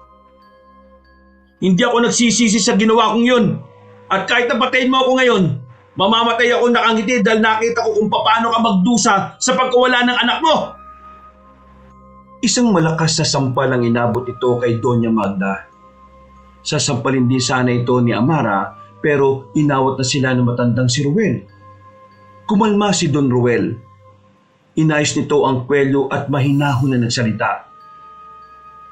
Gusto ko mahanap ang kanyang ama. Gusto kong maramdaman niya rin kung ano ang pakiramdam na mawala ng minamahal sa buhay. Ipahanap mo siya, Doña Magda. Magpasama na rin sila sa mga bata ko para mas madali nilang mahuli. Narinig mo yon? Mawawala ang ama mo at mararanasan mo rin ang ginawa mo. Hindi ako kinakabahan. Hindi nila kakayanin ng ama ko. Managinip na lang kayo ng gising. Iho, mukhang kulang ka sa impormasyon tungkol sa akin. Mas mainam siguro na bago mo pinasok ang gulong ito, ay kinilala mo muna ako. Sa mga sandaling ito hindi na nakapagsalita ang lalaking si Ramil. Hindi niya alam kung bakit parang bigla na lang dumalo yung kaba sa kanyang kalooban. Lumabas sa matandang si Ruel. Sumunod naman si Doña Magda. Aalis na rin sana si Amara pero tinawag niya pa ito. Sandali lang. Ano? Hindi ka ba kontento sa nangyayari sa iyo ngayon? Gusto mo pa ba lalo madismaya? Alam kong hindi ka naman likas na masama eh. Sa kabila ng lahat, tao ka pa rin. Kaya sana, kaunting tsansa, maramdaman mo pa rin ang kabutihan sa puso mo. Kung umaasa kang pwede ako maging mabuti gaya mo, nagkakamali ka. Bata pa lang ako, Ramil. Wala nang ibang mas mahalaga sa akin kundi ang pamilya at pera. Kaya wag mo nang tangkayin na lasunin ang utak ko. Mabibigo ka lang. Wag mo nang kausapin yan, pre. Wala kang mapapala dyan. Inborn pagiging demonyo ng babaeng yan. Nagtatago lang sa kagandahan at kapangitan ng tunay na pagkatao. Tao ka nga, pero kasing sahol mo naman ang aswang. Kapag nagbagong isip mo kahit na anong oras, handa kitang pagkatiwalaan uli. Ngumisi na lamang ang dalaga. Pinagtawanan lang nito ang mga sinabi ni Ramil. Aminadong binata na may parte ng kanyang sarili na nalulungkot para sa dalaga. Masyado kasi siyang umasa na hindi yung gaya ng ina nito. Makalipas ang ilang oras, sumapit na rin ang kinagabihan. Biglang may mga pumasok na lalaki sa silid. Amoy pa lang, alam na ni Ramil na mga aswang ang mga yun. Kinuha siya nito. Marahas, puwersahan. Si Larry naiwan. Bakas ang sobrang pag-aalala sa mukha nito. Saan niyo ako dadalhin? Walang sumasagot sa mga yun. Kinaladkad lang siya sa pasilyo. Isang pasilyo na hindi niya alam kung saan. Napansin niyang ibang lugar na pala ang kinalalagyan nila. Ipinasok siya ulit sa kulungan. Pero sa puntong yun, may mga kasama na siyang 3 lalaki. Malalaki ang katawan. Unang tingin niya pa lang, alam na niyang walang gagawing maganda ang 3 yun. Biglang dumating si Doña Magda. Nakangiti pa ito sa kanya na parang ang kaligayahan nito ay ang kanyang magiging paghihirap. Mag-enjoy ka sana nakalaro sila. Ano to? Torture? Ano ba sa tingin mo? Hindi ako natatakot sa mga... Natigilan siya sa pagsasalita na mapagtanto niyang wala na sa kanyang liig ang anting-anting. Narinig niyang tumatawa ng matandang babae. Nakita niyang hawak-hawak ni Doña Magda ang kwintas na pagmamay-ari niya. Eto bang hinahanap mo, hampas lupa? Pwes, hindi mo na ito magagamit. Ito lang naman yung dahilan kung bakit ka magaling, hindi ba? Ngayong wala na ito sa'yo, good luck ka na lang talaga. Ibigay mo sa akin yan! Ibibigay ko sa'yo. Sige, pero labas ka muna dyan. Kahit na kailan, diablo ka talaga. Huwag kang maging kampante, Doña Magda. Hindi mo kabisado ang ugali ng mga aswang. Ginagamit na lang ni Don Roel na yun. Kayong tatlo dyan, simulan nyo ng bugbugin ang isang ito. Naramdaman na lamang ni Ramil ang pagtama ng kamao ng isang lalaki sa likuran niya. Sumubsob kagad siya sa lapag. Pinagsisisipa, pinagsusuntok sa kung saang parte ng katawan. Namaga ang mukha niya. Halos sumarado na rin ang mga mata. Hindi na rin niya maigalaw ang kanyang kaliwang braso. Sa loob lang ng halos 5 minutong pambubugbog, tinigilan na rin siya. Lumabas ang tatlo na parang normal lang ang lahat. Habang siya, hindi na makakilos na maayos. Pero pinilit niya pa rin makabangon. Nanlalabo na ang kanyang mga mata. Sumandal na lamang din siya sa pader. Ang bihira, malas. Tubol, naririnig mo ba ako? Tubol, nandiyan ka ba, Tubol? Malamang, hindi mo ako naririnig. Wala naman ako sa gubat eh. Malalalim na paghinga ang ginawa ng binata. Napapailing na lamang siya. Hindi niya alam ang kanyang gagawin. Wala siyang lakas. Kaya wala siyang magawa. Nag-aalala pa siya sa kanyang ama. Unti-unti nang napipikit ang mga mata niya.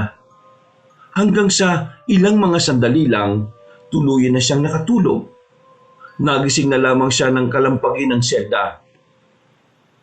Nakita niya ang ilang kalalakihan na binuksan ng kulungan. Hinablutan naman siya palabas at kinaladkad. Masama ang kutob ni Ramil. Dinadasal niya na sana hindi nahuli ang kanyang ama. Dinala siya sa labas. Itinali siya sa malawak na kapatagan na napapalibutan ng mga kawayan. Naroon ang mga aswang, iba't ibang uri, iba't ibang posisyon. Higit sa lahat, naroon din ang tinuturing na leader ng mga aswang na si Don Roel. Nakaupo sa isang trono na kulay ginto. Iyo, hintay mo lang. Makakarating na rin ang ama mo. Alam kong gustong-gusto mo na siyang makaharap. Sinasabi ko na sa inyo, hindi nyo kakayanin ang katalinuhan ng ama ko. Kaya kung inaakala nyong basta-basta nyo lang siyang madadala dito, nagkakamali kayo. Mag-ingat kayo sa matandang yun. Mukha lang mabait yun pero tuso yun paminsan-minsan. Don Roel, huwag kang makikinig sa kanya. Kilala ko si Don Don. Walang kwentang tao yon. Mahina ang loob. Duwag. Takot. Hindi yun lumalaban. Lampa rin. Kaya hindi mo kailangang intindihan ang sinasabi nito. Ginugulo lang niya ang isipan mo. Huwag ka mag-alala, Magda. Hindi ako papalinlang sa matandang yon. Pagdating niya rito, ipapakita kagad natin sa isang ito kung paano mawala ng anak.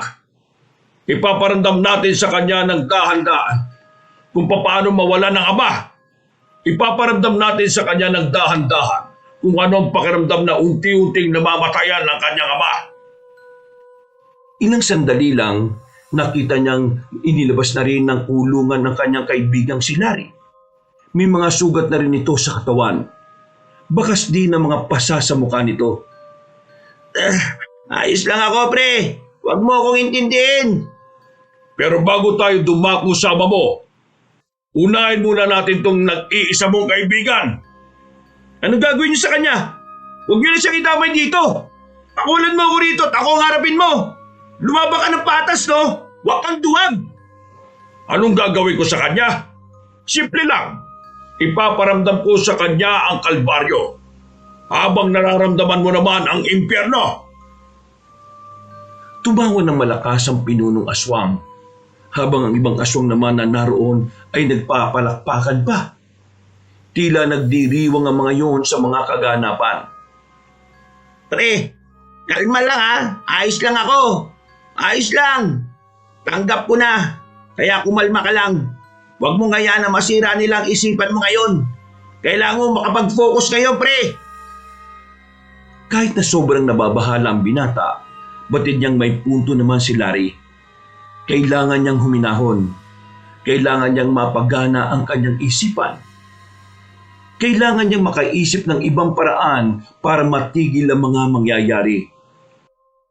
Maya-maya pa, meron ng mga nagdatingan, mga lalaking armado.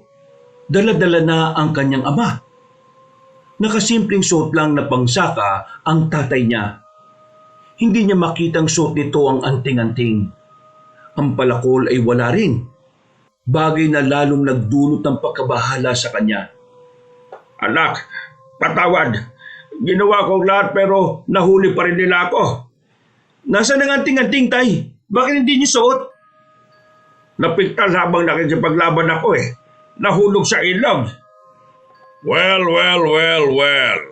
Sa wakas, nagkasama na rin ang mag-ama.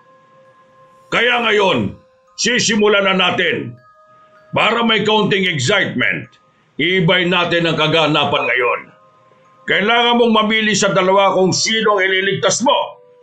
Isa sa kanilang mamamatay at isa sa kanila ibabalik ko muna sa kulungan at may tsansang makalaya. Depende kung matatalo mo ko mamaya sa laban. Siraulo ka ba? Paano kita matatalo kung nakagapos ako dito? Mamili ka na kung sino sa kanilang ililigtas mo. May kilang ang pasensya ko kaya sana ay huwag mong ubusin. Si Larry ang piliin mong iligtas. Matanda na ako, Ramil. Kakaunting oras na lang ang meron ako rito sa mundo. Si Larry, marami pa siyang pwedeng gawin. Marami pa siyang pangarap na pwedeng matupad. Pare, piliin mo si Mang Dondon. Mag-ama kayo, isang pamilya. Palagi mong uunahin ang pamilya mo. Kaibigan mo lang ako, pre. Kahit anong oras, pwede kang makahanap ng kaibigan. Pero ang ama, hindi. Kaya, ayos lang ako, pre. Tanggap ko na rin na magiging kapalaran ko. Hindi. Ikaw dapat ang makaligtas, Larry. Mas kailangan ka ng pamilya mo. Malulungkot sila kapag nawala ka. Ang tingin mo, hindi malulungkot si Ramil kapag nawala ka? Tama na ang trabahan. Pumili ka na, Ramil. Nauubos na ang pasensya ko. Sige na, pre. Pili mo na tatay mo. Tumingin si Ramil kay Mang Dondon. Tumango ito sa kanya. Bigla itong sumenyas gamit lang ang pakindat nito. Sa puntong ito, nakuha na agad ni Ramil ang ibig sabihin ng ama. Pinipili ko si Larry. Siya ang gusto ko mabuhay. Sigurado ka ba? Wala kang pakialam sa tatay mo kung mamamatay. Kagaya nga na sinabi niya, matanda na siya. Siguro, panahon na para siya naman na magpahinga. Ano pinagsasabi mo, pre? Ikaw ang pinili ko. Kaya kapag nakalis na tayo rito, magpakabuti ka na, ha? Mabuti naman ako, pero anong ginagawa mo, siraulo ka? Sige na, simulan na natin ang pagpapahirap sa isang yan. Kinablot na ng mga aswang ang matandang si Dondon. Akmang lalatiguhin na sana ito ng isang aswang nang biglang nagpaputok ng baril ang mga armadong lalaki. Pinagbababaril ng mga yon ng mga aswang na nasa paligid. Gulong-gulo ang mga aswang at sila Doña Magda. Ano akala nyo sa akin? Tanga! Sinabi ko naman kasi sa inyo eh. Ayaw nyo makinig eh. Nagkagulo na noong mga sandaling yon. Nagpulasan na ang mga aswang. Nagkanda labo-labo. Agad din naman siyang pinatakas ng kanyang ama. Sinunod naman nila si Larry. Mga taga-ibang baryo ang kasama ko. Natalo namin yung mga aswang at armadong lalaki na nagtangkang manghuli sa amin. Kayang-kaya natin silang palagan. Tay, wala sa akin ang sandata ko eh. Yung anting-anting ko naman na kay Doña Magda. Para ko sa bumalik sa iyo mga sandata mo. Ipikit mo ang mga mata mo at isipin mo ang pakiramdam nung una mo siyang nahawakan. Parang ganito. Sa isang iglap lang, mula sa madilim na parte ng lugar, lumipad papunta kay Mang Dondon ang palakol nito. Hindi na nagsayang ng oras ang binata at ginawa na rin niya yun. Napangiti na lamang siya nang mahawakan ng kanyang espada. Nakaramdam siya ng kakaibang enerhiya. Dahilan para mawala ang lahat ng sakit ng katawan niya. Tila ba naghilom lahat ng sugat niya. Sandali lang, Tay. Hahanapin ko lang si Doña Magda. Sige, yung pinuno naman nilang haharapin ka. Lani, samahan mo ako. Walang sinayang na sandali ang binatang si Ramil. Inagilap niya agad ang matandang babae. Tinutukan niya ng espada si Doña Magda. Gusto niya sana itong paslangin pero kahit na papaano ay may natitira pa rin naman siyang awa para dito. Kaya sa halip na patayin ay kinuha na lamang niya ang kwintas. Pagsuot niya nito, dumaloy na rin ang kapangyarihan nito sa kanyang buong katawan. Pinakiramdaman niya kung nasaan si Mang Dondon. Nang malaman niya ay mabilis siyang tumungo roon. Inabutan niyang naglalaban na ang dalawa. Si Larry hindi na makatayo sa gilid. Si Mang Dondon naman sira na ang damit. Mabuti naman at dumating ka kagad. Ayokong kalaban ng tatay mo. Masyadong mahina. Ikaw, gusto kong subukan ang lakas mo. Ang dami mong satsat. Simulan na kagad natin to. Mabilis na lumapit si Ramil kay Don Ruel. Sumunod din sa kanya si Mang Dondon. Sabay nilang tinaga ang matandang aswang. Pero nakailag ito sa pag-atake nila. Nang nasa ere na si Don Ruel, nagbago na rin ang itsura nito. Tila kagayang-kagaya nito ang anak na si Gabo. Pagbagsak ni Don Ruel, nadakma nito si Ramil. Pagharap naman ng binata ay isang mahabang kalmot ang kanyang tinumo sa tagiliran. Mabuti na lamang ay hindi yun ganun kalalim. Sinubukan namang rumisponde ni Mang Dondon. Ang kaso nga lang, tila alam na alam ni Don Ruel ang bawat kilos nila. Eto na ba? Eto na ba ang dapat kong katakutan? Hindi ako natutuwa. Pinagkakakalmot ni Don Ruel si Ramil. Walang magawa si Ramil kundi ang isalagang hawak niyang espada. Sa sobrang bilis ng pinunong gabunan ay hindi siya nakakuha ng pagkakataon. Sinusubukan niya ring gamitin ang kalakasan niya pero hindi niya alam kung ano ang pumipigil sa kanya. Tumilapo na naman si Ramil. Sugatan na naman ang katawan niya na kanina lang ay kakarecover lang. Habang si Don Ruel naman ay wala man lang kahit na anong tama. Binugbog siya ng binugbog na matandang gabunan. Si Mang Dondon hindi rin makaubra. Kahit anong gawin itong pagtulong sa anak, wala rin nangyari. Sobrang layo ng agwat nila sa kalaban nila. Hindi na yung kagaya ni Gabo na kayang-kaya ni Ramil talunin. Ibang level ang matandang si Ruel. Sinubukang bumangon ni Ramil, pero nangihina na ang tuhod niya kaya bumagsak na lang din siya. Napatingin siya sa kanyang ama na nakahiga na rin. Hindi na rin makabangon. Hindi ko alam kung sino ang tumulong sa inyo para maging malakas. Pero malas nyo. Hindi pa rin sumapat kung ano man ang kaya nyong gawin. Marami ka pang kakainin bigas. Tinapakan ni Don Ruel ang ulo niya. Noong mga sandaling yun, nanlalabo na ang paningin niya. Maya-maya lang ay narinig na niya ang pamilyar na tinig. Akala niya ay nasa langit na siya. Gamitin mo ang kapangyarihan ng anting-anting. Inutil ka talaga. Sino ka? Sino kinakausap mo? Nagtataka si Don Ruel nang biglang magsalita ng gano'n ang binata. Kahit si Mang Dondon at Larry ay napaisip din. Tubol? Hindi Tubol ang pangalan ko. Tubaol. Ay, Tubaol. Oo nga. Tulungan mo ako. Paano ko gagawin ang sinasabi mo? Alalahanin mo ang pakiramdam mo nung unang beses mo siyang nahawakan. Sa kalalabas ang tunay niyang kapangyarihan. Nawala na ang maywagang tinig na naririnig ni Ramil sa utak niya. Ipinikit niya ang kanyang mga mata. Maya-maya lang, nagulat na lang si Don Ruel nang biglang hinawakan ni Ramil ang paa niyang nakatapak sa mukha ng binata. Kakaibang lakas ang dumaloy sa buong katawan ni Ramil.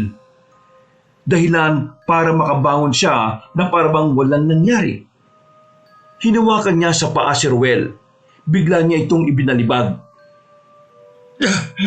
Maraming salamat, Tubol! Pinaulanan kagad ni Ramil ng maraming suntok ang matandang gabunan. Dahil sa pagkabigla, hindi na nagawa pang makaiwas ni Don Ruel. Basag-basag agad ang mukha nito. Hindi pa nakontento ang binata. Lumipad ang espada niya pabalik sa kanyang kamay. Nang tagay niya si Don Ruel, agad itong nakailag. Anong nangyari? Bakit bigla kang lumakas, sira ulo ka? Sino kinakausap mo dyan? Nandito ako sa likod mo, no? Pagharap ni Don Ruel, agad na itinarak ni Ramil ang espada. Hinugot niya ulit. Pero hindi pa man nakakalayo ang gabunan, itinarak niya pa ulit ang espada ng 2 pang beses. Tutuldukan ko na yung panggagamit mo sa mga tao. Lalong-lalo na sa mga buntis at sanggol. Hindi pwede to. Hinugot ni Ramil ang kanyang espada. Walang ano-ano, hinagupit niya ng malakas ang leeg nito. Sa puntong yon, natalo na rin niya ang pinunong gabunan. Nakahinga na rin sila ng maluwag. Pero inubos na muna ni Ramil ang mga natitirang aswang. Makalipas lang naman ng ilang minuto, tuluyan na nilang nalaga sa mga aswang. Umalis sila sa lugar na iyon na dala ang tagumpay. Mula nang matalo nila ang mga aswang, napanatag na rin ang kalooban ng mga buntis sa kanilang probinsya. Samantala, ang mag-inang Magda at Amara naman ay tila inasawa ng karma. Mula kasi nang mawala si Don Ruel, nagbagsakan na rin